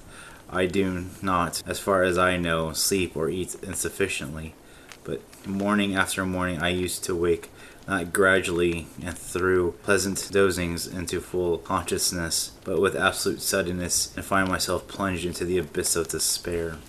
Often too, eating or drinking, I used to pause and wonder if it was worth while. Eventually I told 2 people about my trouble, hoping that perhaps the mere communication would help matters. Hopefully also, but very distantly, that though I could not believe at present the digestion or the obscura of the nervous system were at fault, a doctor's simple dose might convince me of it. In other words, I felt my wife, who laughed at me, and my doctor, who laughed also, and assured me that my health was quite unnecessarily reboased. At the same time, he suggested that change of air and scene does wonders for the illusions that exist merely in the imagination. He also told me, in the answer to a direct question, that he would stake his reputation on the certainty that I was not going mad. Well, we went up to London as usual for the season, although nothing whatever occurred to remind me in any way of that single moment on Christmas Eve. The reminding was seen to all right. The moment itself took care of. For an instant of fading, as is the way of sleeping or waking dreams, it grew every day more vivid and ate, so to speak, like some corrosive acid into my mind, etching itself there, and to London succeeded Scotland. I took last week for the first time a small forest up in Sutherland called Glencallan, very remote and wild, affording excellent stalking. It was not far from the sea, and the gillies used always to warn me to carry a compass on the hill, because sea mists were liable to come up with frightful rapidity, and were always danger of being caught by one, and of having perhaps to wait hours till it cleared again. This at first I always used to do, but as everyone knows, any precaution that one takes which continues to be unjustified gets gradually relaxed. And at the end of a few weeks, since the weather had been uniformly clear, it was naturally that, as often as not, my compass remained at home. One day, the stalk took me on to a part of ground that I had seldom seen before. A very high tabled land, the limit of the forest, which went down very steeply on the side to a loch that lay below it. By gentler gradations to the river that came from the loch, 6 miles below which stood the lodge. The wind had necessitated our climbing up, or so my stalker had insisted, not by the easier way, but by the crags from the loch. I had argued the point with him, for it seemed to me that it was impossible for the deer could get our scent if we went by the more natural path, but he still held to his opinion, and therefore, since after all this was part of the job, I yielded. A dreadful climb we had of it, over big boulders with deep holes in between, masked with clumps of heather, so that a wary eye and prodding stick were necessary for each step if one wished to avoid broken bones. Adders also literally swarmed in the heather, and we must have had seen a dozen at least on our way up. Adders are a beast for which I have no manner of use, but a couple of hours saw us at the top, only to find that the stalker had been utterly at fault, and that the deer most quite infallibly had got the wind of us, if they had remained in that place where we last saw them, that when we could spy the ground again, we saw had happened. In any case, they had gone. The man insisted the wind had changed. Palpably stupid excuse. And I wondered at that moment what other reasons he had, for reasons I felt sure there must be for wishing to take what clearly now had been a better route. But this piece of bad management did not spoil our luck, for within an hour we had spied more deer. And about 2 o'clock I got shot, killing a heavy stag, and sitting on the hearth I ate lunch, and enjoyed a well-earned bask and smoke in the sun. The pony meantime had been saddled with the stag and was plodding homewards. The morning had been extraordinarily warm, with a little wind blowing off the sea, which lay a few miles off sparkling beneath the blue haze. And all morning, in spite of our abominable climb, I had an extreme sense of peace, so much so that several times I had probed my mind, so to speak, to find the horror still lingering there, but I could scarcely get any response from it. Never since Christmas had I ever been so free of fear, and it was with great sense of repose, both physical and spiritual, that I lay looking up into the blue sky, watching my smoke whirls curl slowly into nothingness. But I was not allowed to take my ease long, for Sandy came and begged that I would move. The weather had changed, he said. The wind had shifted again, and he wanted me off this high ground and on the path again as soon as possible, because it looked to him as if the sea must presently come up. And Yon's a bad place to get down in the mist, he added, nodding towards the crags we had come up. I looked at the man in amazement, for at our right lay a gentle slope down on the river, and there was no possible reason for again tackling those hideous rocks with which we had climbed this morning. More than ever, I was sure he had some secret reason for not wishing to go to the obvious way. But about one thing he was certainly right. The mist had come from the sea, and I felt in my pockets for the compass, and I found that I had forgotten to bring it. Then there followed a curious scene which lost us time that we could really ill afford to waste. I insisted on going down by the way that common sense directed, by imploring me to take this word for it that the crags were the better way. Eventually, I marched off to the easy descent and told him not to argue any more but follow. What annoyed me about him was that he would only give most senseless reasons, referring the crags. There were mossy places, he said, on the way I wished to go, a thing patently false, since the summer had been one spell of unbroken weather, or it was longer, also obviously untrue, and there were so many vipers about. But seeing that none of these arguments produced any effect, at least he desisted, and came after me in silence. We were not yet halfway down when the mist was upon us, shooting up from the valley like the broken water of a wave. In 3 minutes we were enveloped in a cloud of fog so thick they could barely see a dozen yards in front of us. It was therefore another cause for self-congratulations that we were not now, as we should otherwise have been, precisely climbing thick that we could barely see a dozen yards in front of us. It was therefore another cause of self-congratulations that we were not now, as we should otherwise have been, precariously clambering on the face of those crags up which we had come with such difficulty in the morning. And as I rather prided myself upon my powers of generalship, in the matter of direction I continued leading, feeling sure that before long we should strike the track by the river. More than all, the absolute freedom from fear elated me. Since Christmas I had not known the instinctive joy of that. I felt like a schoolboy home from the holidays. But the mist grew thicker and thicker. Whether it was the real rain clouds formed above it, or that it was of an extraordinary density itself, I got wetter in the next hour than I have ever been before or since. The wet seemed to penetrate the skin and chill the very bones, and still there was no sign of track for which I was making. Behind me, muttering to himself, following the stalker, but his arguments and protestations were dumb, and it seemed as if he kept close to me, as if afraid. Now, there are many unpleasant companions in this world. I would not, for instance, care to be on the hill with a drunkard or a maniac. But worse than either, I think, is a frightened man, because His troubles are infectious and insensible. I began to be afraid of being frightened too. From that it is but a short step to fear. Other perplexities too beset us. At one time we seemed to be walking on flat ground. At another I felt sure we were climbing down, whereas all the time we ought to be descending unless we had missed the way very badly indeed.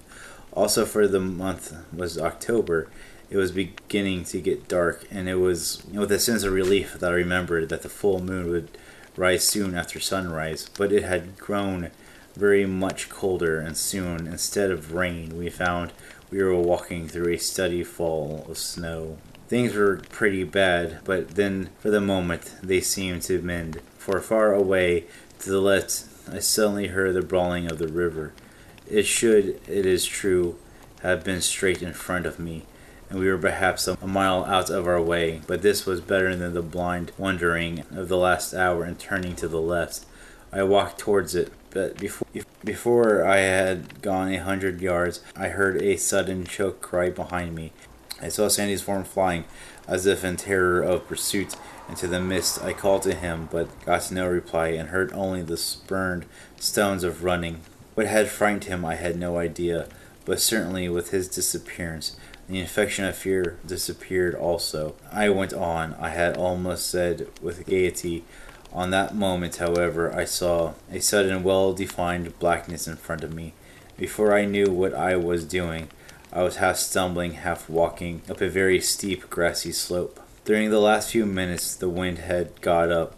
The driving snow was peculiarly uncomfortable, but there had been a certain consolation in thinking that the wind would soon disperse this mist, and I had nothing more than moonlight to walk home. But as I paused on the slope, I became aware of two things: that the blackness in front of me was very close, and the other that whatever it was, it sheltered me from the snow. So I climbed on a dozen yards into its friendly shelter, for it seemed to me to be friendly. A wall some 12 feet high crowned the slope. Exactly where I struck it, there was a hole in it, a door rather, of which a little light appeared. Wondering at this, I pushed open, bending down. The passage was very low, and a dozen yards came out on the other side. Just as I did this, the sky suddenly grew lighter, and the wind, I suppose, having dispersed the mists of the moon, though not yet visible, although the flying skirts of cloud made sufficient illumination. I was in a circular enclosure, and above me there projected from the walls, some 4 feet from the ground, broken stone which must have been intended to support a floor. Then simultaneously two things occurred. The whole of my 9 months' terror came back to me. I saw the vision, and the garden was fulfilled, and at the same moment I saw stealing towards me a little figure as if of a man, but only about 3 feet 6 in height. My ears told me that he stumbled on a stone. His nostrils told me that the air I breathed was of an overpowering foulness, and my soul told me that it was sick unto death. I think I tried to scream, but could not. I knew I tried to move, and I could not, and it crept closer. Then I suppose the terror which held me spellbound was spurred me that I must move.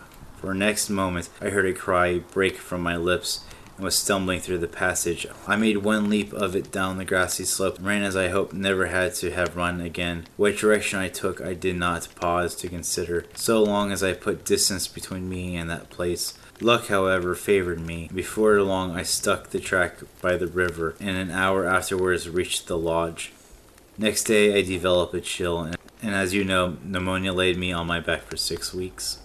You may say that I fell asleep on that lawn, and I was reminded of that by finding myself under discouraging circumstances in an old pig's castle, where a sheep or goat that, like itself, had taken shelter from the storm was moving about. Yes, there are hundreds of ways in which you may explain it, but the coincidence was an odd one, and those who believe in second sight might find an instant of their hobby in it. And that is all I asked. Yes, it is nearly too much for me. I think the dressing bell has sounded.